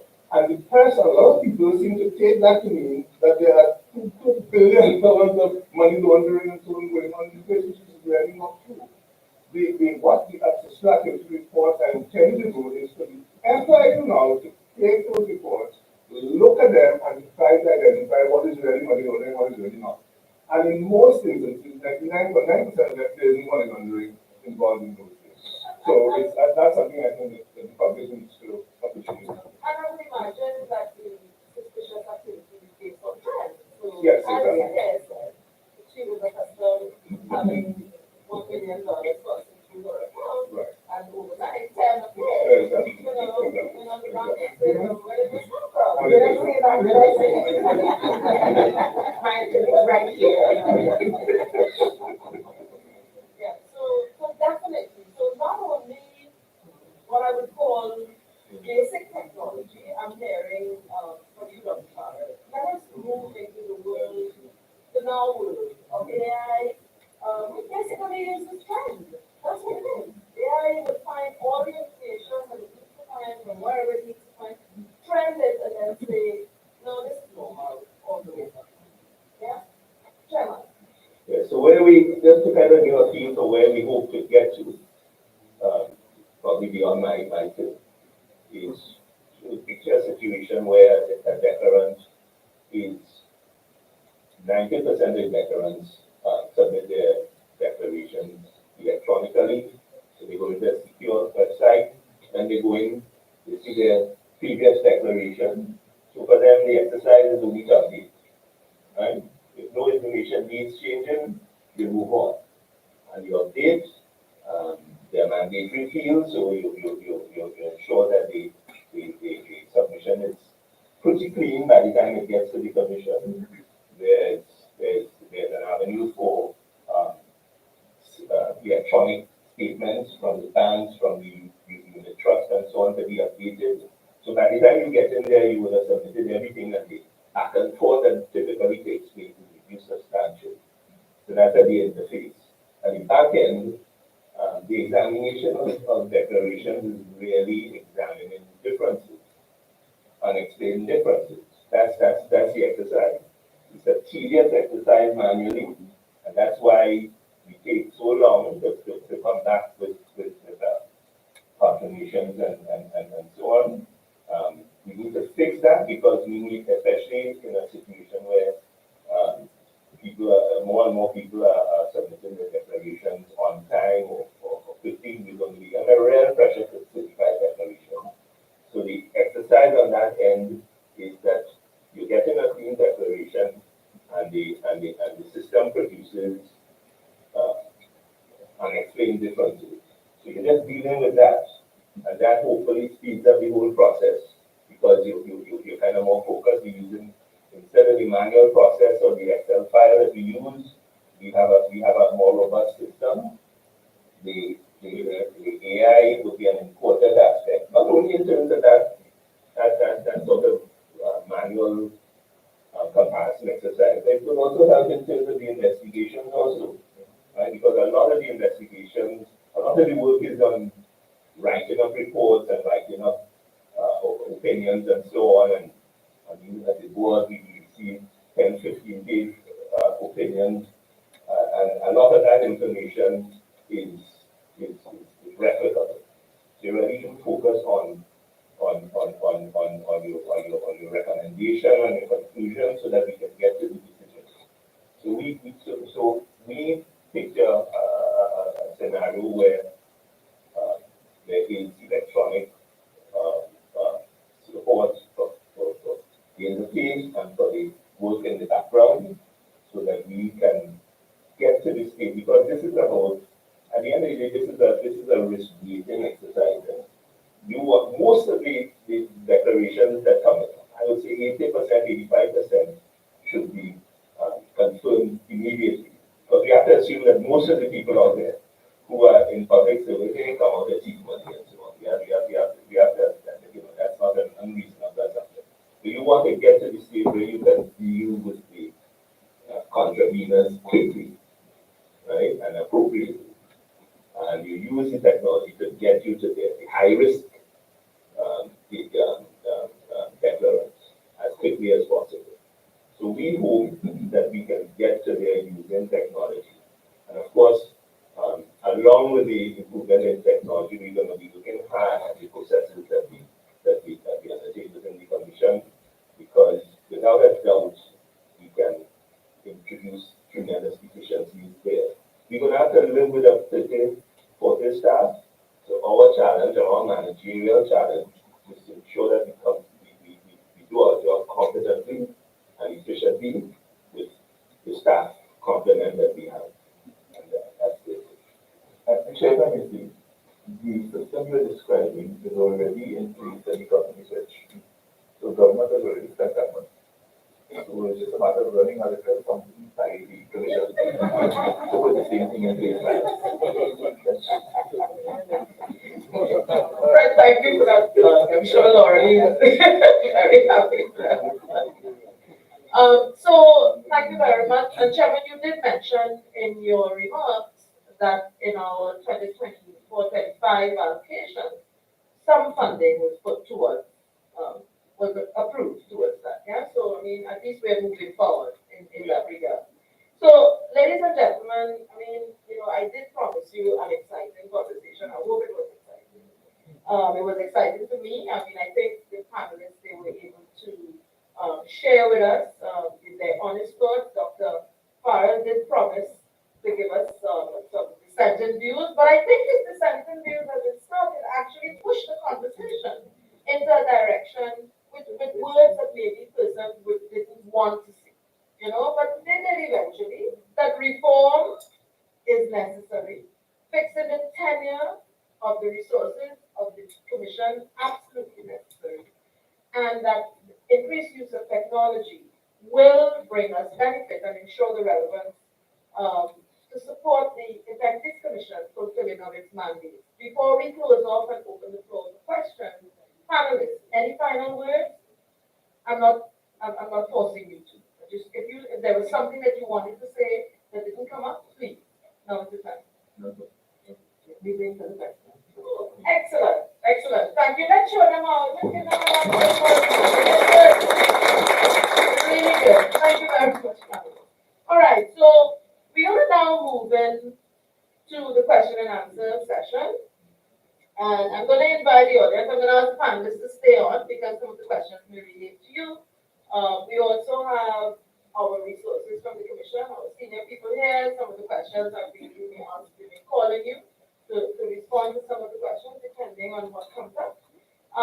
We do have roving microphone in the room. Yes, there we see. And I would ask you, you have to ask the question. Mr. Gordon, I know you go first on table 4. So if you do have a question, just put your hand up and I will ask the holders of the microphone to bring it to your table and you pose your question. Just one consideration. I want to ask you to take into consideration as you're formulating your question. In accordance with our act, we do operate within legislation. We cannot reveal any information obtained in the course of an investigation. And so we can't tell you about the complainant, we can't tell you about people being investigated, or any specifics of allegations being investigated. And I want to say that area of the act applies. There's not money and jail time. So don't put us under that kind of pressure. Ask wonderful questions, but understand that you cannot respond to anything related to an ongoing investigation. Yeah? No pass. Members of the media, I want to ask you to hold your questions. We're going to give you your special time after. Okay? Okay, so, Mr. Gordon.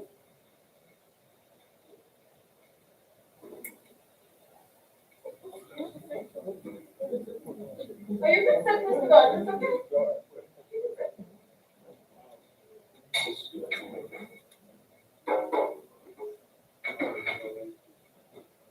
I came to this meeting with very mixed feelings this morning.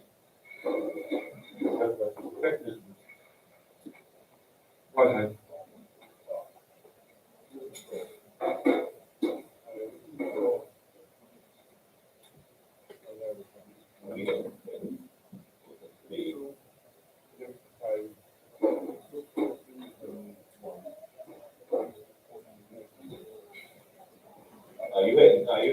Are you hearing me? Yes. I will read just a short paragraph. A classic example of what not to do occurred when the commission undertook a facilitated exercise to strengthen its call to amend the Integrity Commission. Public Life Act following wide public consultations, a draft document was produced with the assistance of the Deputy Chief Parliamentary Counsel. This was formulated into the Integrity in Public Life Amendment Bill 2014 and sent to the Secretary's Office for submission to Cabinet and hopefully approved. This was done to this, and then just be wondering because I don't want to exceed my time. What might have been achieved if these recommendations had been implemented? I should read some of the major proposals in these amendments to the law, but I read one. The need to establish rules for enforcing the provisions of Section 5, in Section 6, which give the Commission the power to authorize investigations, summon witnesses, and subpoena. It goes through almost everything that the panelists want. It has been before the government for 14 years. With 3 reminders. So we're not talking here about integrity commission doing something. We're talking about the government wanting to do something, whichever government is in power. And that I suggest to you is the absurdity of commission after commission meeting, making recommendations, which take a lot of time to get done, and then come here. The rest of the agendas find that we're just wasting time. Unless there is some fundamental change in approach to how we go about this work, we are going to be wasting time every time we appoint the commission.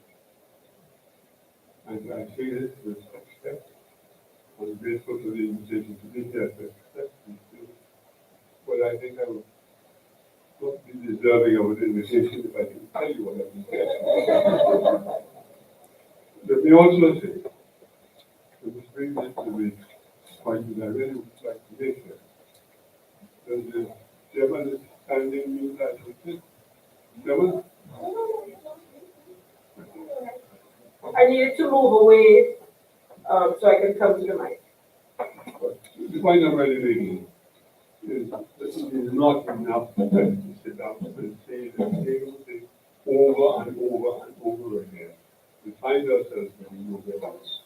You've got to either call on the government to act or somewhere you can. The other comment I'd like to make is also related to an event that occurred around that time. I was being very mindful of the warning you gave about James time. So I'm being very careful of this. Many will remember that unfortunately some wonderful people that I spoke to were not even aware of the statement was made by a new chairman who came up with things.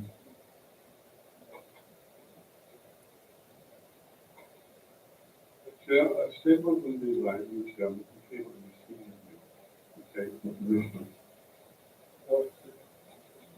Rather than the issue. And when he indicated to the commission that he was going to make that statement, it was pointed out to him that normally the deputy chairman, who is the chairman of the investigative commission, makes the statement. But he insisted on making that statement. He made the statement, and the deputy chairman pointed out to him, Mr. Chairman, that statement is totally incorrect. And in fact, it is a matter is misleading to the public. The chairman insisted on making a statement, which he said was made because he satisfied that the investigation was the information was not solely for the investigation. The vote was taken, and the chairman, his statement carried. 2 of 5 members resigned.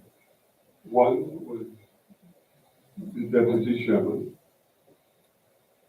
who said categorically that he will be no part of fooling the vote, which is what that statement would do. And he resigned forthwith.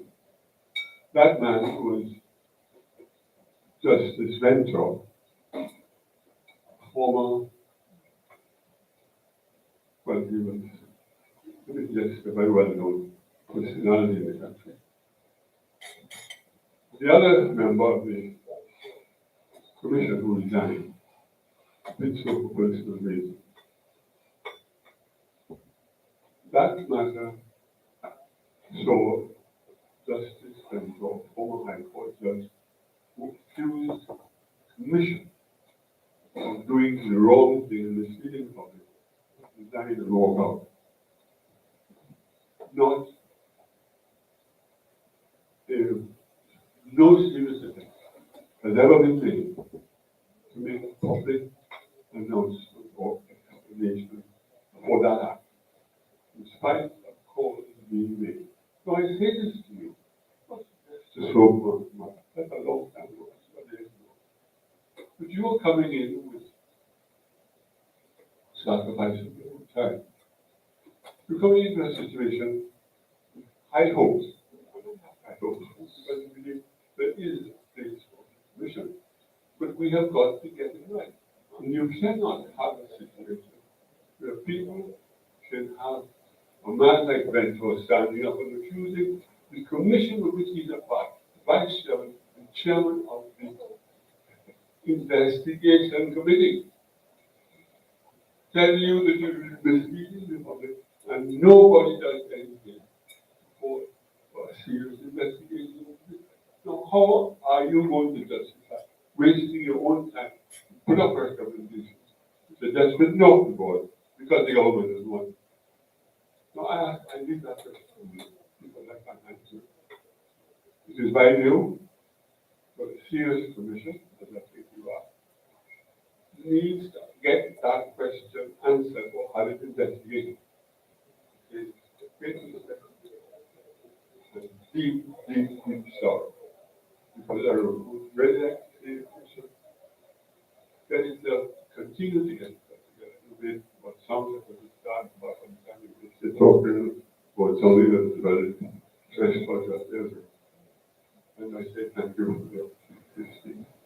Thank you very much, Mr. Gordon. It's always important to get, information on, things that happen in the past. So thank you very much for bringing that forward. I don't think that we can respond and say what we are going to do differently, or neither can I stand here and say that we will open an investigation, but definitely we take your request on board. And yes, as you said 14 years ago, same conversations, we're still having those conversations. And, I am living in high hope, together with my chairman and all the other members of the commission, that, the clarity with which it has been said today that there are 3 areas that need to be taken into consideration, action for the commission to fulfill its mandate is, of course, reform of the legislation, fixing the issue of the tenure of the employees of the commission, and ensuring that we have technology that would assist us to move forward. Those actions, if anything else is to come out of this today's seminar, it is those are the actions to ensure that the Integrity Commission of Trinidad and Tobago can fulfill its mandate. And as I said earlier, we do have the right people in this room to take the message back if they need to. Yes? So I live in high hopes. And did I see another hand up? All right, we have on table 7, right, lady in red. Please identify yourself. Good morning, panelists, ministers, colleagues. My name is Nisha Gani, and I'm the Deputy Chairman of the National Trust. And I'm here because we actually believe in the transparency that we need for integrity in this country. However, Chairman, you made the point about the 3-month tenure, and I think it's been echoed by every member up there. And I think I need some assurance. Deputy Chairman spoke about the level of turnover in some areas, legal, you said specifically. But if you have 3-month contracts and you have a high degree of turnover, what I want to do is, what mechanisms are in place to ensure that the people who have had sight of our documents, who have gone on to other things, don't take that knowledge and share it where they are next? And given that you have such tight resources as you all do, who is policing that? And that's my question. Thank you. Chairman, No problem, and it's a very valid concern. If there's one thing that we do well in the commission, it is that we police the information that is entrusted to us. There literally a vault that contains all the information to which access is extremely limited. So any member of staff, who, by the way, when every member of staff, when they join the commission, signs a vote, they will be called justice of the peace and sign a vote that to observe confidentiality requirements and so on. And so every member of staff is definitely aware of the obligation that they entered into, and of course the selection process, notwithstanding the fact that it's short-term contract, is also very rigorous in terms of the hiring process. But the fundamental point I make is that there is no opportunity for members of staff to leave the commission with a document or a copy of a document. That is not possible. The controls that we have in place, or even members of the commission.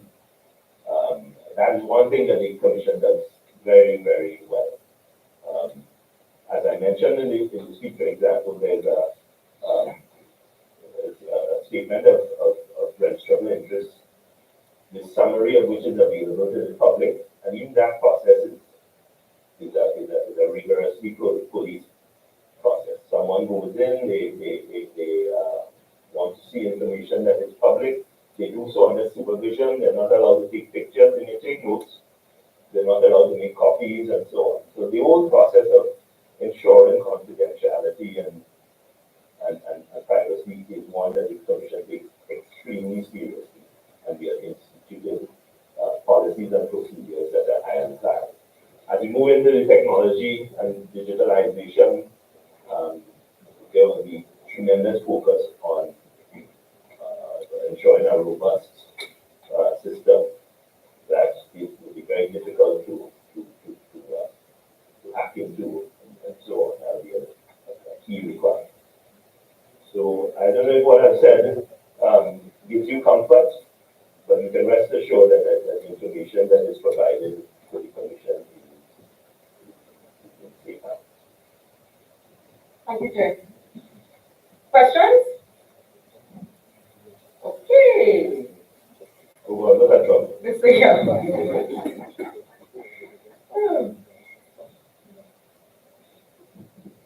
Good morning, everyone. I say, Jim, I really enjoyed this session. Thank you.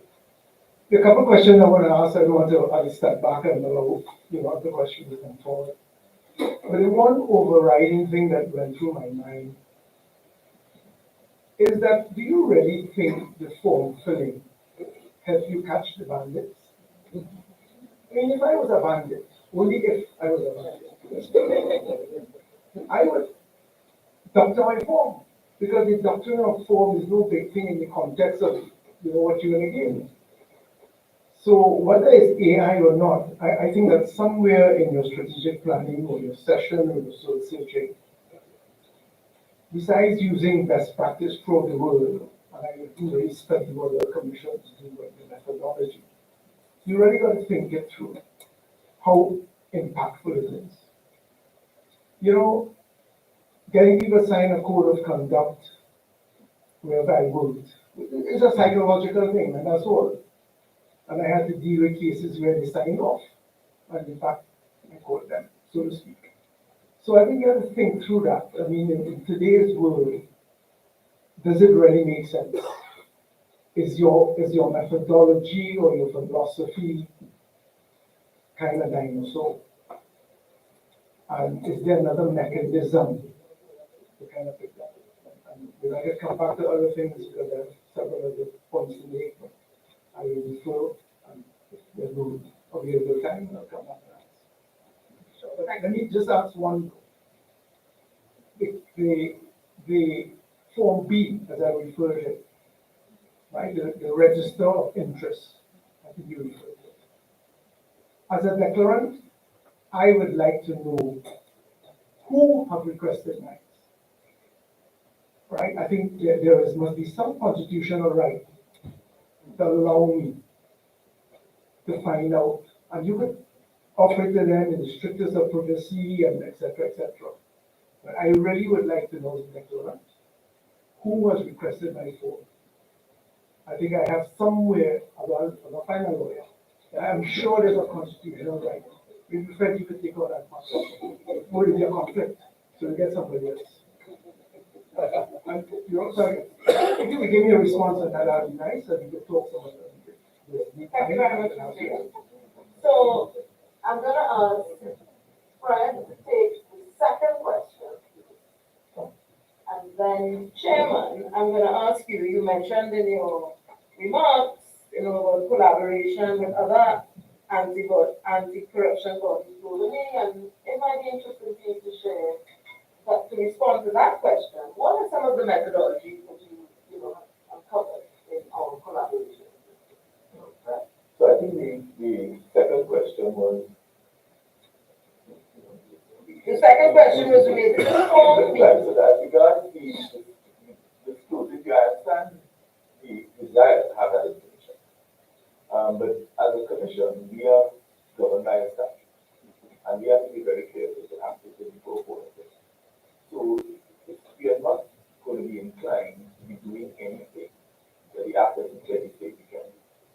So that in terms of the schools, even when it comes to the other situation, the thing is, it doesn't give us the power to do it, and we have to operate on the basis that if we do the things that the act tells us we are allowed to. If of course the court says, no, you couldn't do that because that's a constitutional event. But absent a statement in the legislation telling us that this is what we are supposed to be doing, we have to be very careful about doing it. So we have sort of taken some chances from time to time, where, for example, a complainant has submitted a complaint. And then he says, well, I would like a copy of it. I never kept a copy. And we've actually had to deliberate whether we are in breach of the act, that we can't disclose anything, and then because of the investigation. And then this completely confidential. But I guess if you present submitted a statement of interest, then you can get a copy. So we have to be very careful about doing things that the act does not specifically say we can do. Of course, the commission doesn't comprise a bunch of lawyers. It so happens we have two lawyers now. But there's a requirement that there be at least one lawyer. But the lawyer is not necessarily going to be a constitutional expert. And it will be, as not probably going to be able to advise the commission on all the various types of concerns that are raised by persons who are interacting with the commission. So we do have to be careful about it. You have to go and I think that every time, and you're right. So we do have to be careful to stay within the government legislation, do what the act says you are allowed to, and don't assume too much jurisdiction until the very act is clearly safe, which is permitted. So that's one of the concerns that we have in terms of, I mean, a lot of these questions that are raised by members of the public are very reasonable questions, but we have to be very careful that we are not alone ourselves. We can't just do stuff because we think it's a good idea. What I asked is whether the commission advise me who has requested my phone. And before that, so we can. And the legislation doesn't prevent you from doing it. It doesn't prevent us, but we have to be careful. It doesn't tell you have to go to the toilet either, what you know, right? So it doesn't. And that's what we take chances. We take chances with it. But we won't take the chance of saying that we can give those information to someone because we think it's a good idea that the decision has to be conditioned. We may think so, but we have to be careful about when we're acting in our capacity as commissioners. So we're kind of going down a little bit of a rabbit hole, but you realize that that kind of approach prevents many, many leading minds in the country to serve. And they want to serve. I serve, you serve, all of us serve, but there are some who can be serving, and this is a political. And that could come back to the overriding philosophy and approach when it's time to examine. That's all. They're just saying, so you begging to see my form, I should be able to be told. Mr. Young, the panelists are anxious. Yeah. Confident with it. Yeah, and then, so as I mentioned earlier, sometimes the law might not be quite clear or might be silent. Now, all of legislation that I know would stipulate a regulation with certain rights to draft regulations and enforce regulations. And hence where it is that the commission keeps handcuffed and maybe using some valid legal defense from, from places who are filing.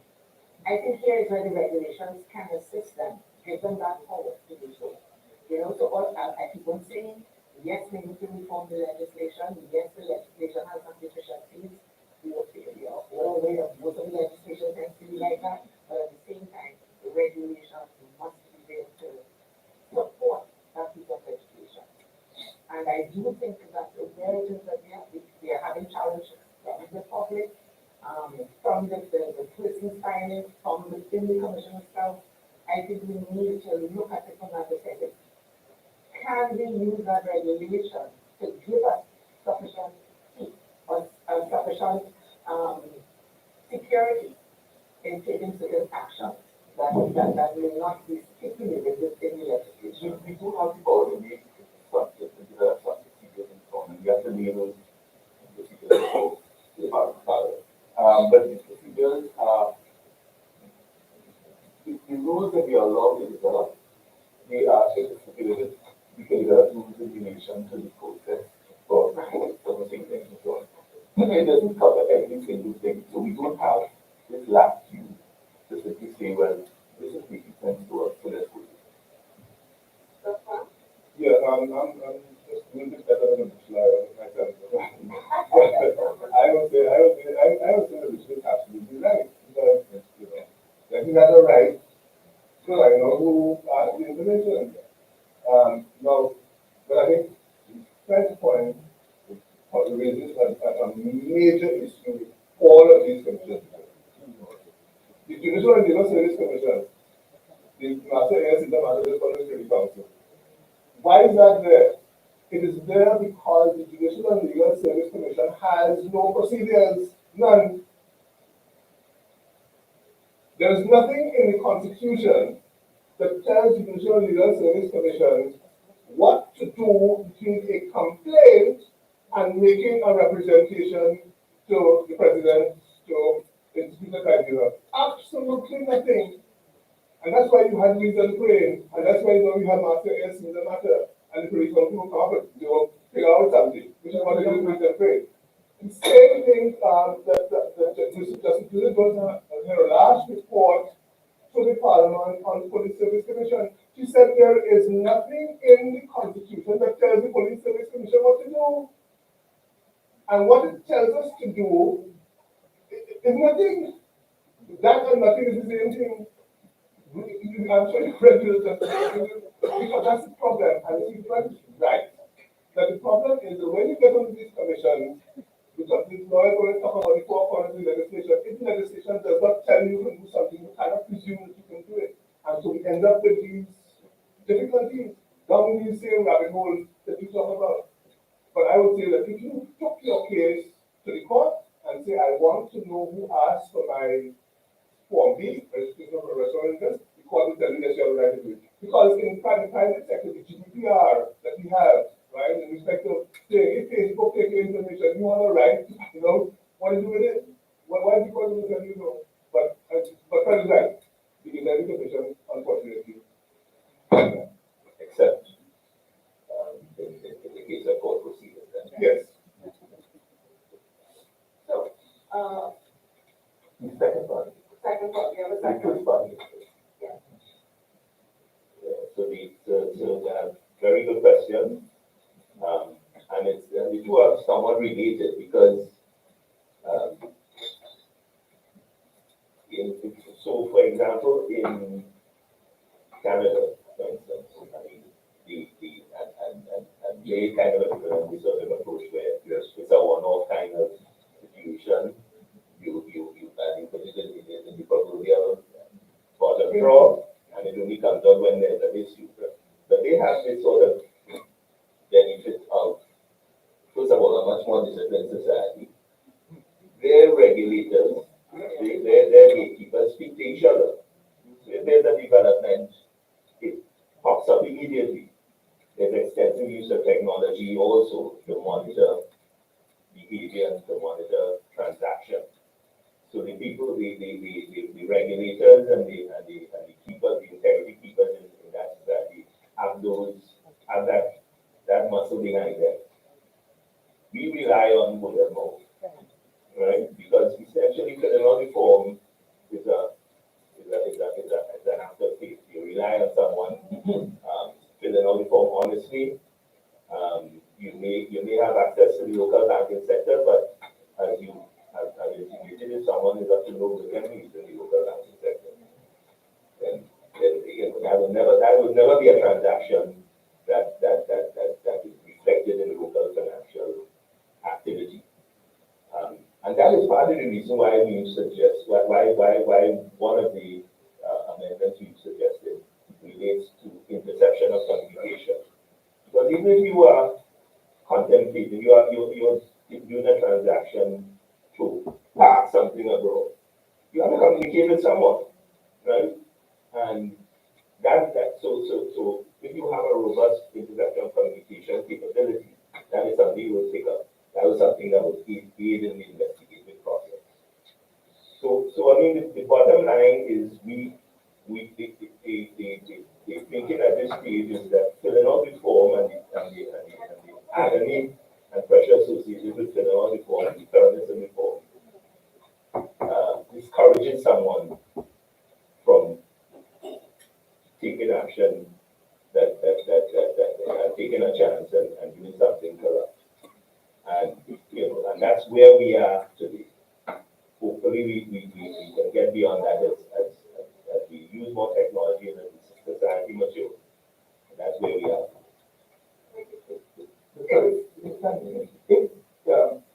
If somebody, there's very little I think any system can do about somebody who, when they choose to enter public life, he said, I'm a bandit, I'm coming in there to be a bandit. There's very little anything anybody can do about that. We have to operate on the basis that the majority of people are trying to do the right thing, and this is very good. And then when they present themselves, they make these disclosures, and they go to the information that there really isn't anything that I think any system anywhere in the world can do. If a serious criminal is able to find his way in public life and is determined to conceal information. Good morning. What I go. My name is Nigel Romano, and I am here in my capacity, I believe, as the chairman of the Caribbean Corporate Governance Institute. Purpose is central to governance. And first, let me apologize, I was late. I had the wrong time, so sorry about that. But the question I have is, what is the purpose of the integrity commission? And if that purpose is to reduce the level of corruption in public life, does the commission know where that corruption takes place? Where is the incidence of corruption in public life? How does it manifest?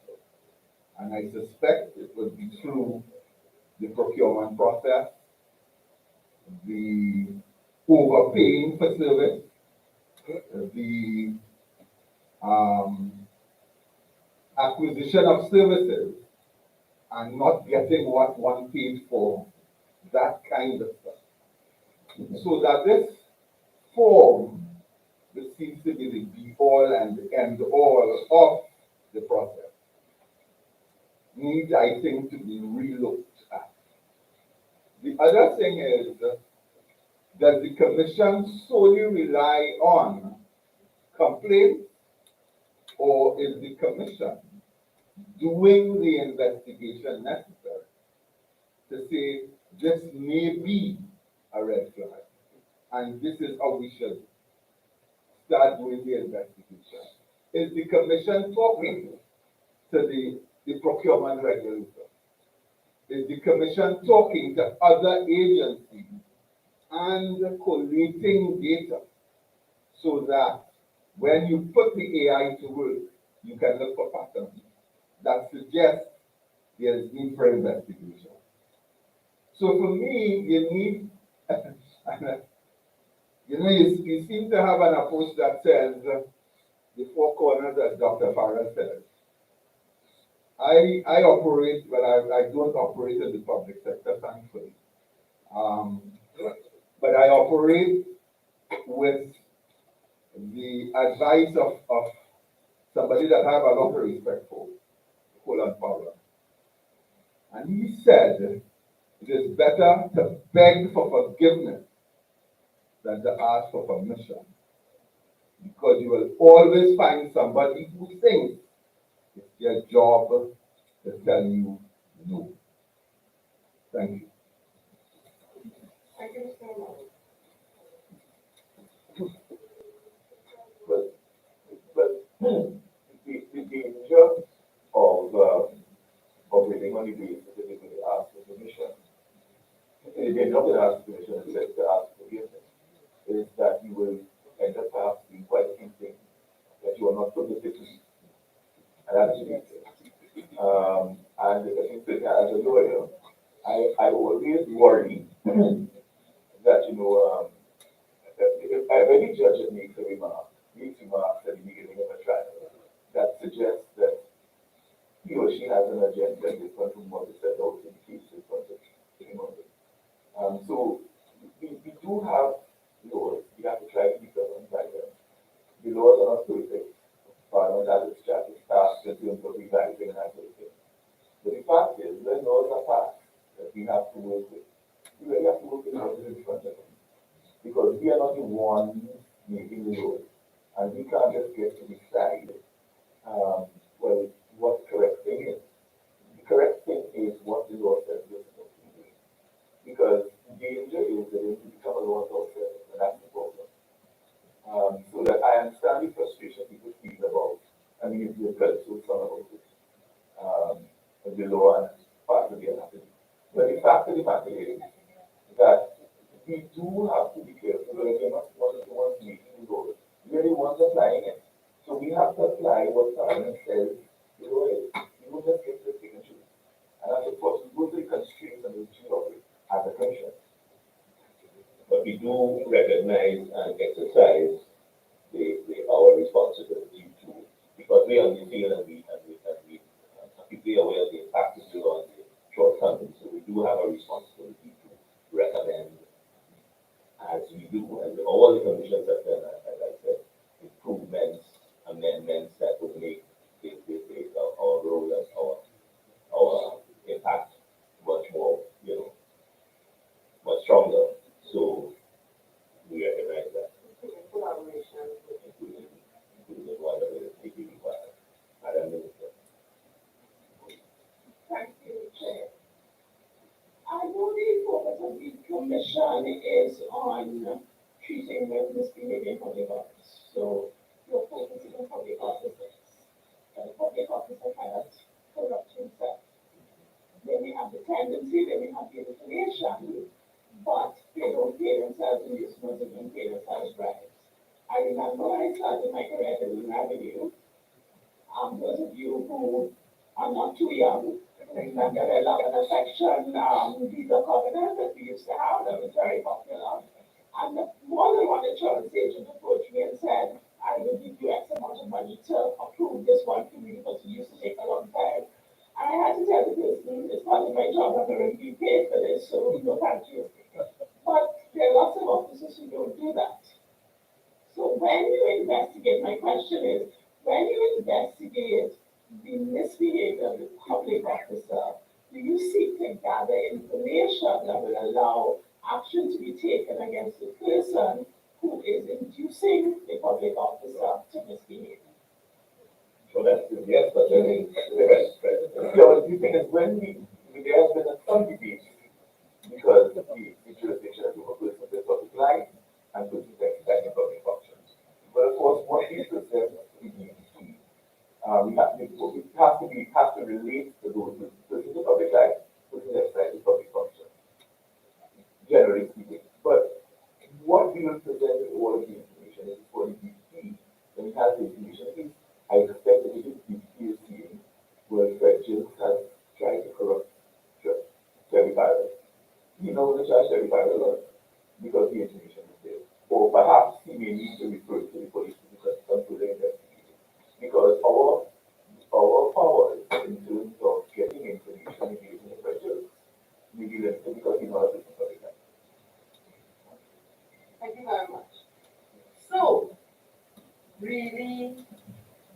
good question, insightful question, and thank you, panelists, for, providing the responses. We do have, oh, I'm sorry, Mr. Your Andar. friend. Yes, my friend there. Good morning, Trinidad from TVD. A follow-up on the minister's comment and a response about the person who's making the inducement. Is the commission party to or registered with the FIU? So that could be another avenue of submitting information to the FIU for further investigation, rather than waiting for the DPP alone, because they will have probably a broader spectrum of information with these things. I don't think the commission qualifies as a So as we talk about collaboration with other entities, it may be. the thing is, under section 55 of the Act, our communications have to be a continuous investigation, has to be with the DPP, and the communications are limited to, we can speak to anything that relates to a possible proposition.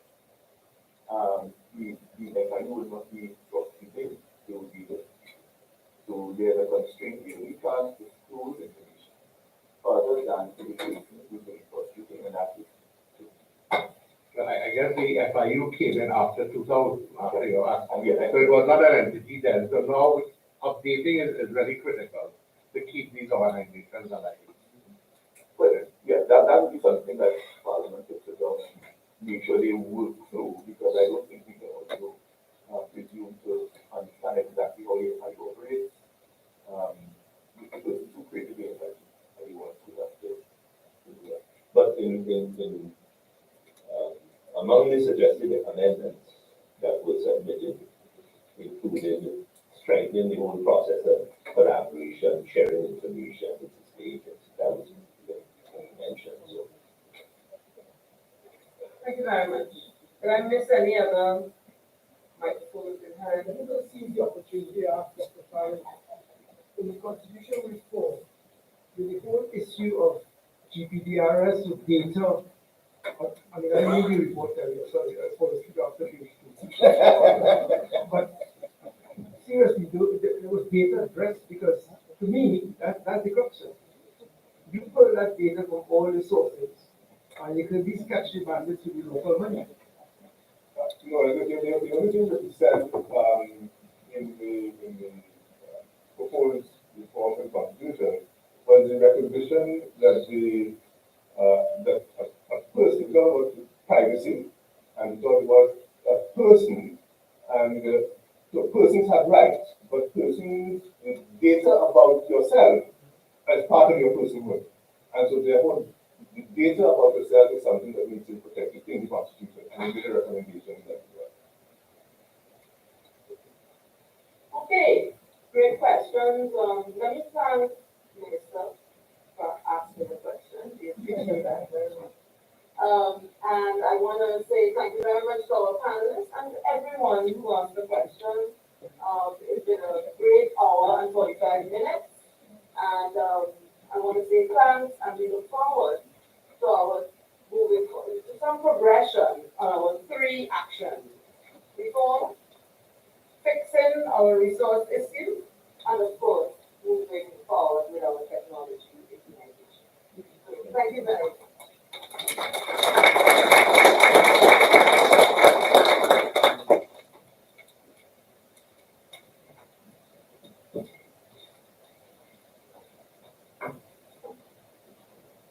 Thank you very much to our panelists, Hayden Gibbons, the Chairman of the Integrity Commission, Mr. Frederick Gills, the Deputy Chairman of the Integrity Commission, Mrs. Claire Gomez-Miller, the Trans-Tobago Revenue Authority Representative, and Dr. Terence Farrell, the member of the National Advisory Committee on Constitutional Reform, as well as our moderator for the previous session, Mrs. Michelle Palmer, member of the Integrity Commission. We thank you so very much.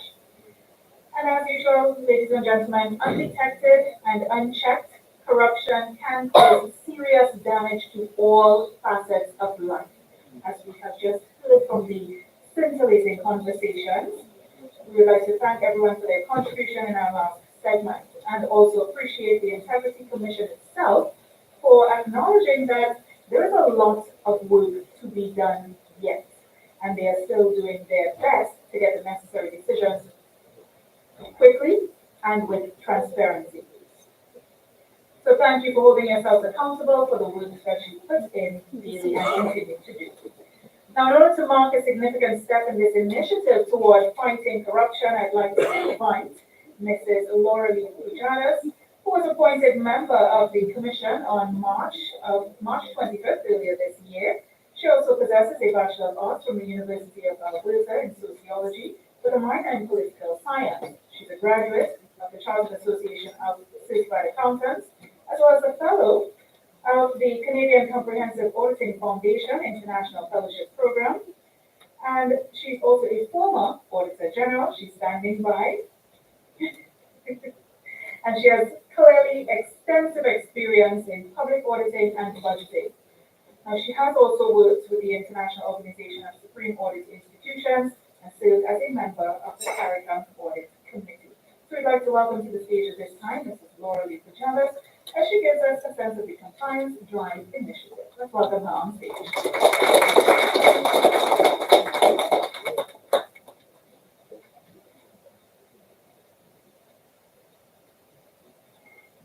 I think it's still morning, so good morning all. All protocols reserved. It is my pleasure this morning to bring to you sort of the raison d'etre context in which the Commission proceeded on this outreach and this initiative. Most of you know, by law, Section 11, and we've just ad nauseum discussed the pros and the cons and the positivities and the negativities of submitting forms A and B under Section 11 and Section 14, the declaration forms. All being said, it is still a requirement by law, and it is still a major form of oversight and ensuring integrity for the public to have a trust in our public officials. There still needs to be some form of oversight, and this, at the current time, is one of the ways in which we do that. So if we look at our where we are, Section 11 and Section 14, we would see that by regulation, by May 31st, we are supposed to submit our declarations.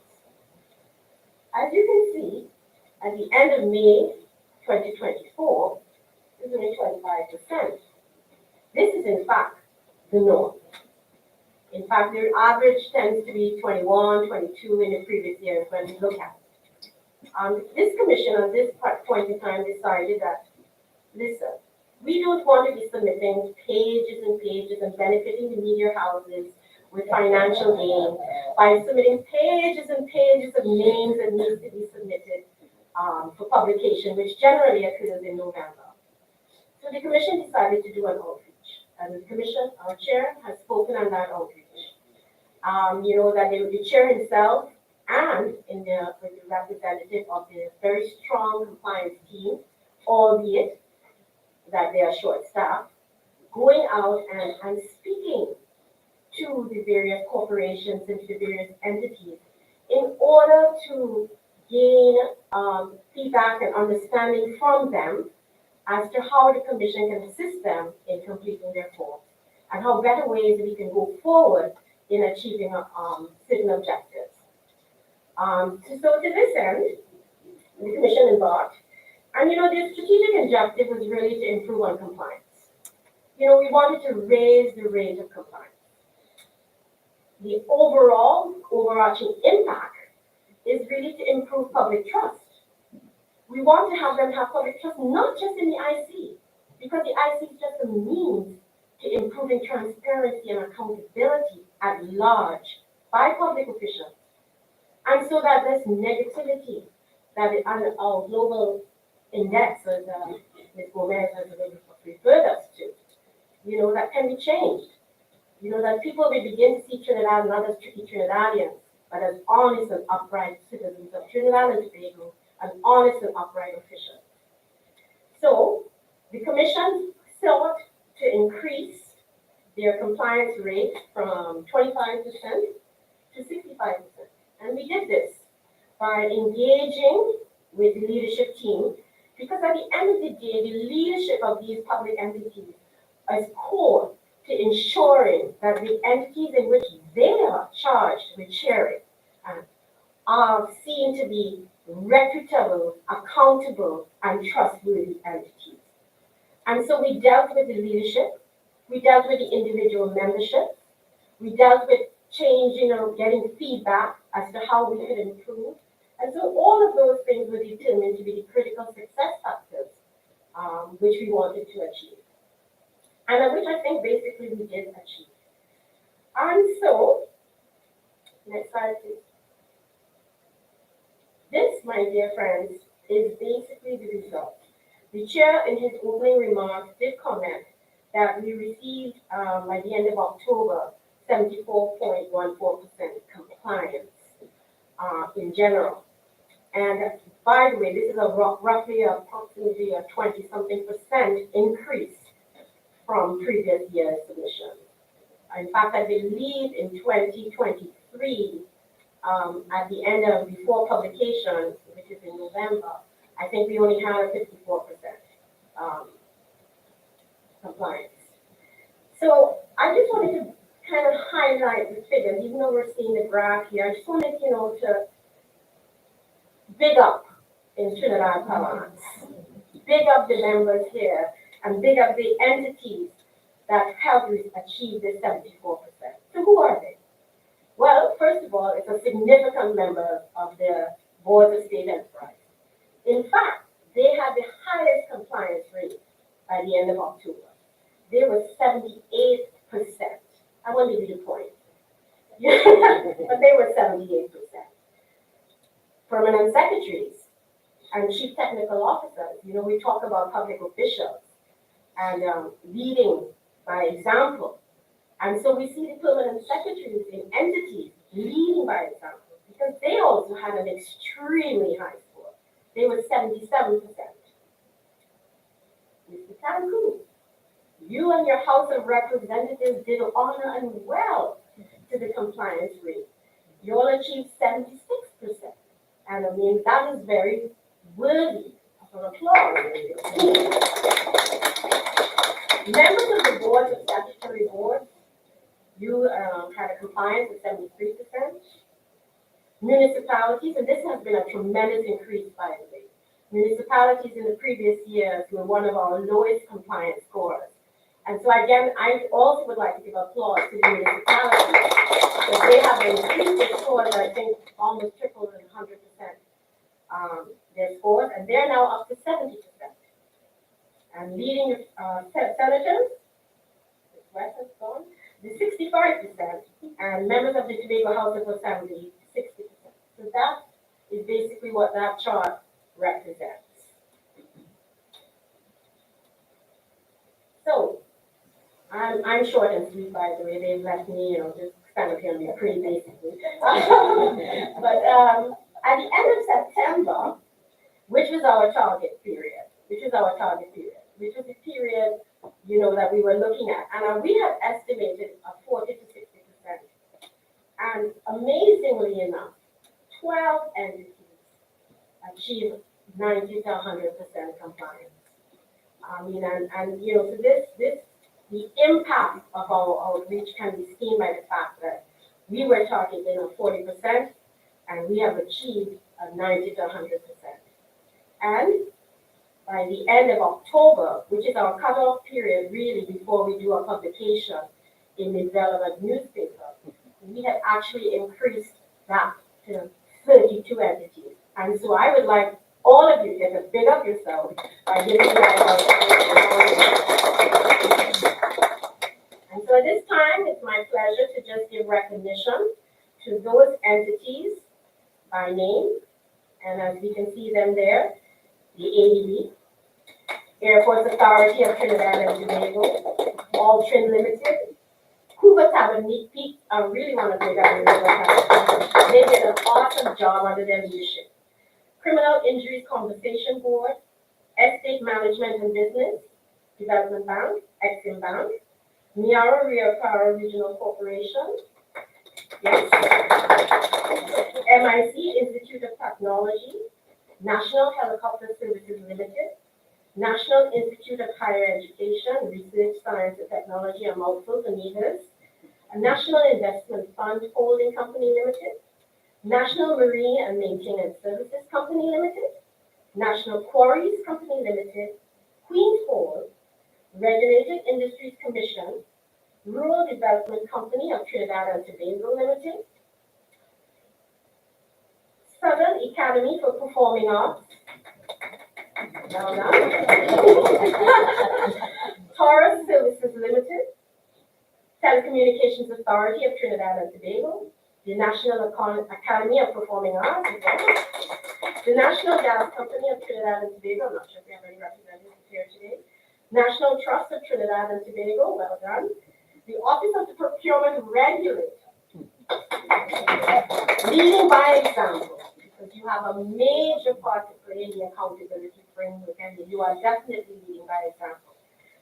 Tourism Trinidad Limited, Trinidad and Tobago Electricity Commission, Trinidad and Tobago Free Zones Company Limited, Trinidad and Tobago International Financial Center,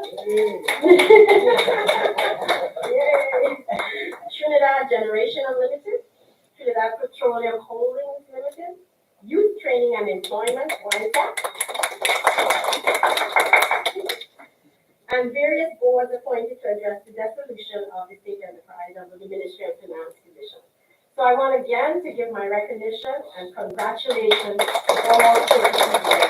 And I turn that over to our on-time mistress of this ceremony.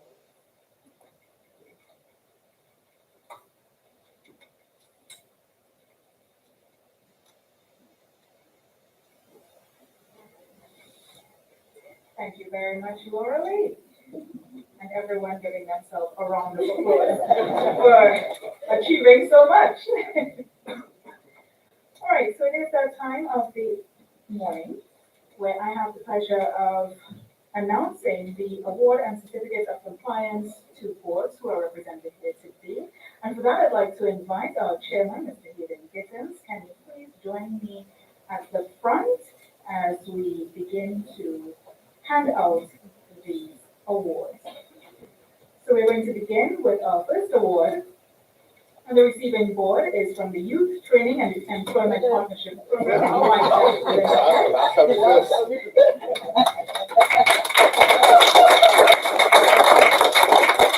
And receiving that award is Ms. Flora Vance, chairperson.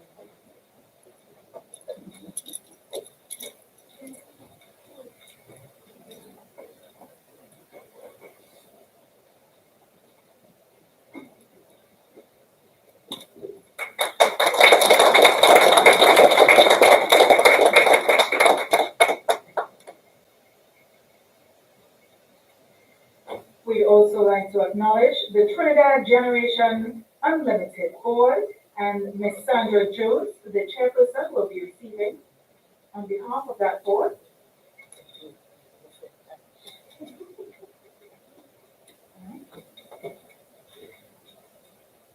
They are in absentia today, so we'll then call on the Office of Procurement Regulation Board. They have a representative, Ms. Beverly Khan, Procurement Regulation.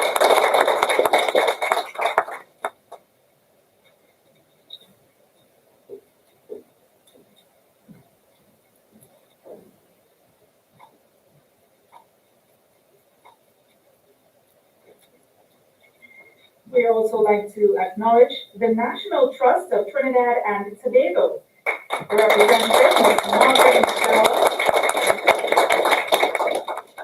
There's another representative with us today who will be collecting on behalf of the National Trust.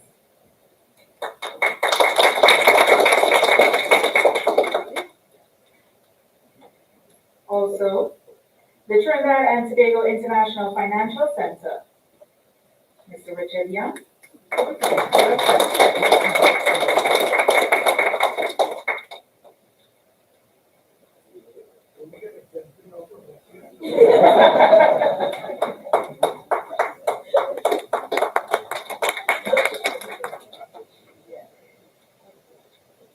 And we'd also like to welcome the Southern Academy for the Performing Arts, SAPA.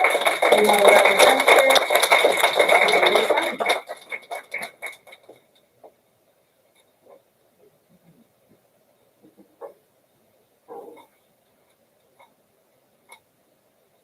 Thank you, Chairman.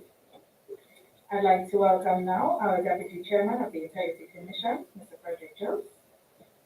Can you please assist us with these awards?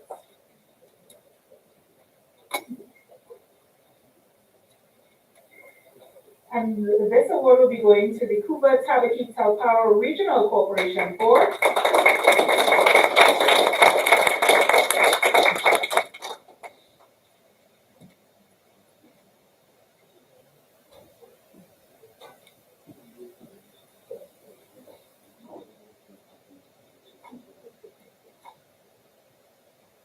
Figuring out how to hold the award. You get it by the second person, don't worry.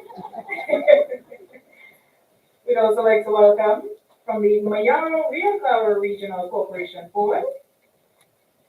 Yes. Mr. Raymond Sophia.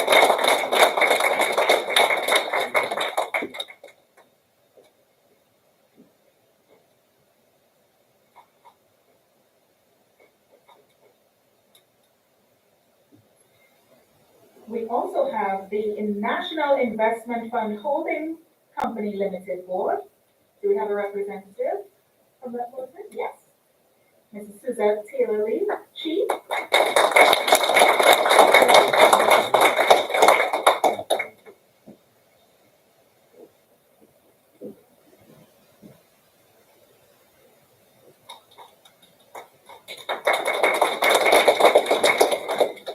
The Permanent Secretary representing the Dissolution of State Enterprises Board. Well, yes, you have to come back up again.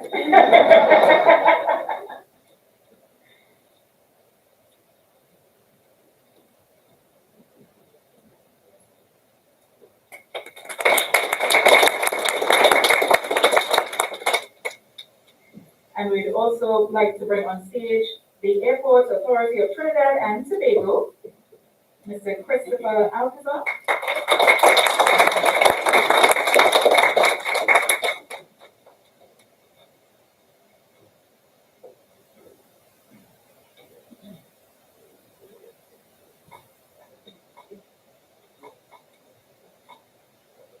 And you know, sometimes they say we save the best for last. The Agricultural Development Bank representative, Mr. Anta.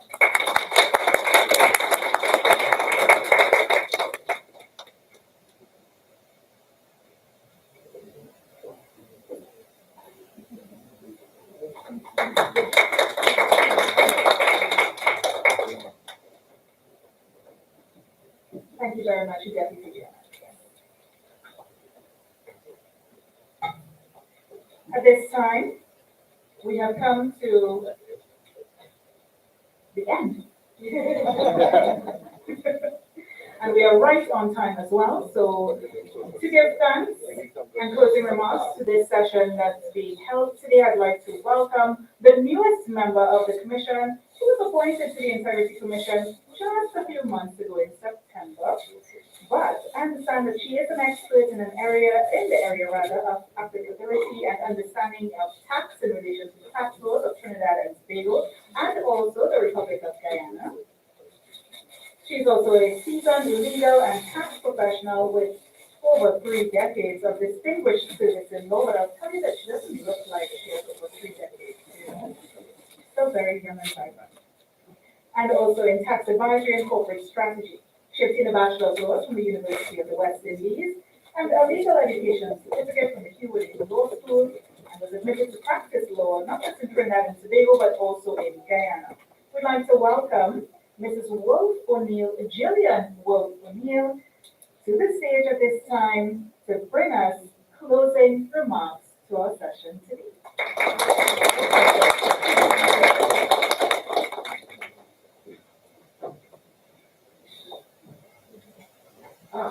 Good morning, everyone. Good morning.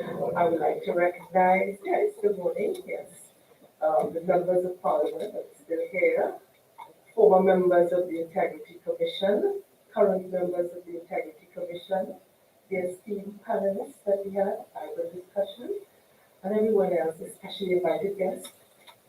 Good morning again. I want to begin by extending my deepest gratitude to each of you for attending this important conference on anti-corruption in public life and public service. It is inspiring to see so many dedicated individuals gathered here today committed to tackling one of the most pressing issues. As we all know, corruption undermines the very foundations of our democratic institutions and the trust of our citizens. It robs government of the ability to serve the public good, hinders development, and perpetuates inequality. Our discussions here over the past few hours have underscored the complexity of the challenges we face, but also the incredible opportunity we have to make lasting change. I would like to take the moment to express our collective appreciation to the very diplomatic chairman, I know he's very strict, but very diplomatic chairman, also of all the panelists, including the chairman himself, Mr. Gittins, the very charismatic Mrs. Clement Miller, Dr. Terence Farrell, very straightforward and candid, thank you.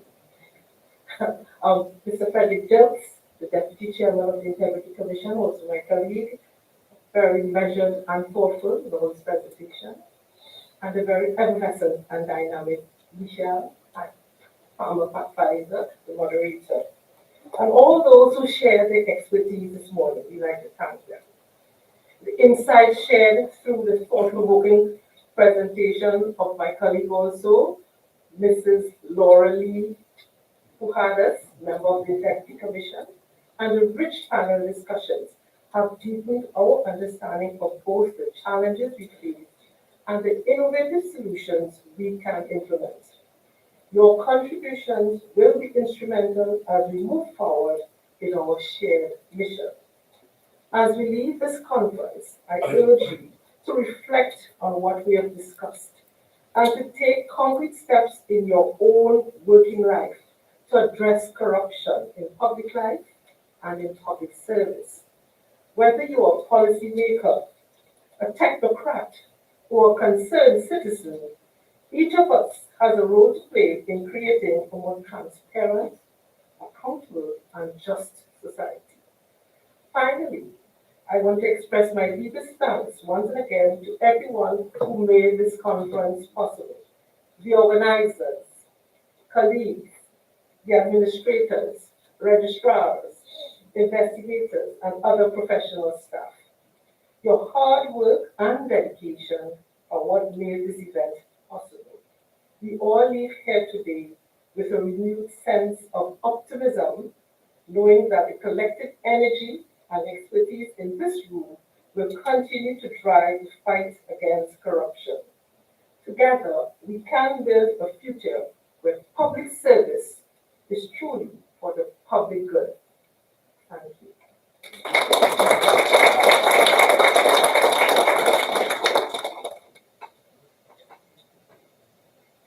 Once again, ladies and gentlemen, we are grateful for the panelists here today, the individuals contributing to the discussions, and those of you viewing online as well on YouTube who have made this event a success. So, ladies and gentlemen, thank you so much for ensuring that this seminar is more than just a talk shop, but a strong push in the fight against corruption. I thank you for your time, and I urge you to participate in making this world, as echoed by those before me, to make it better for everyone.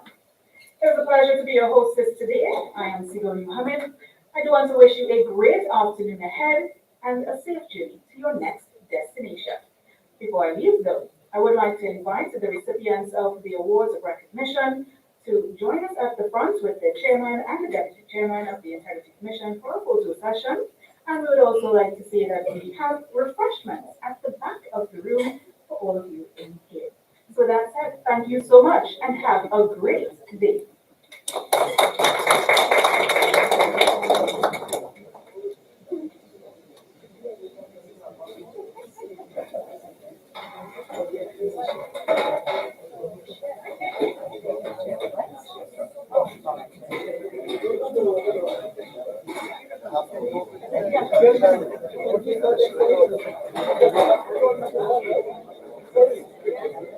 Yes.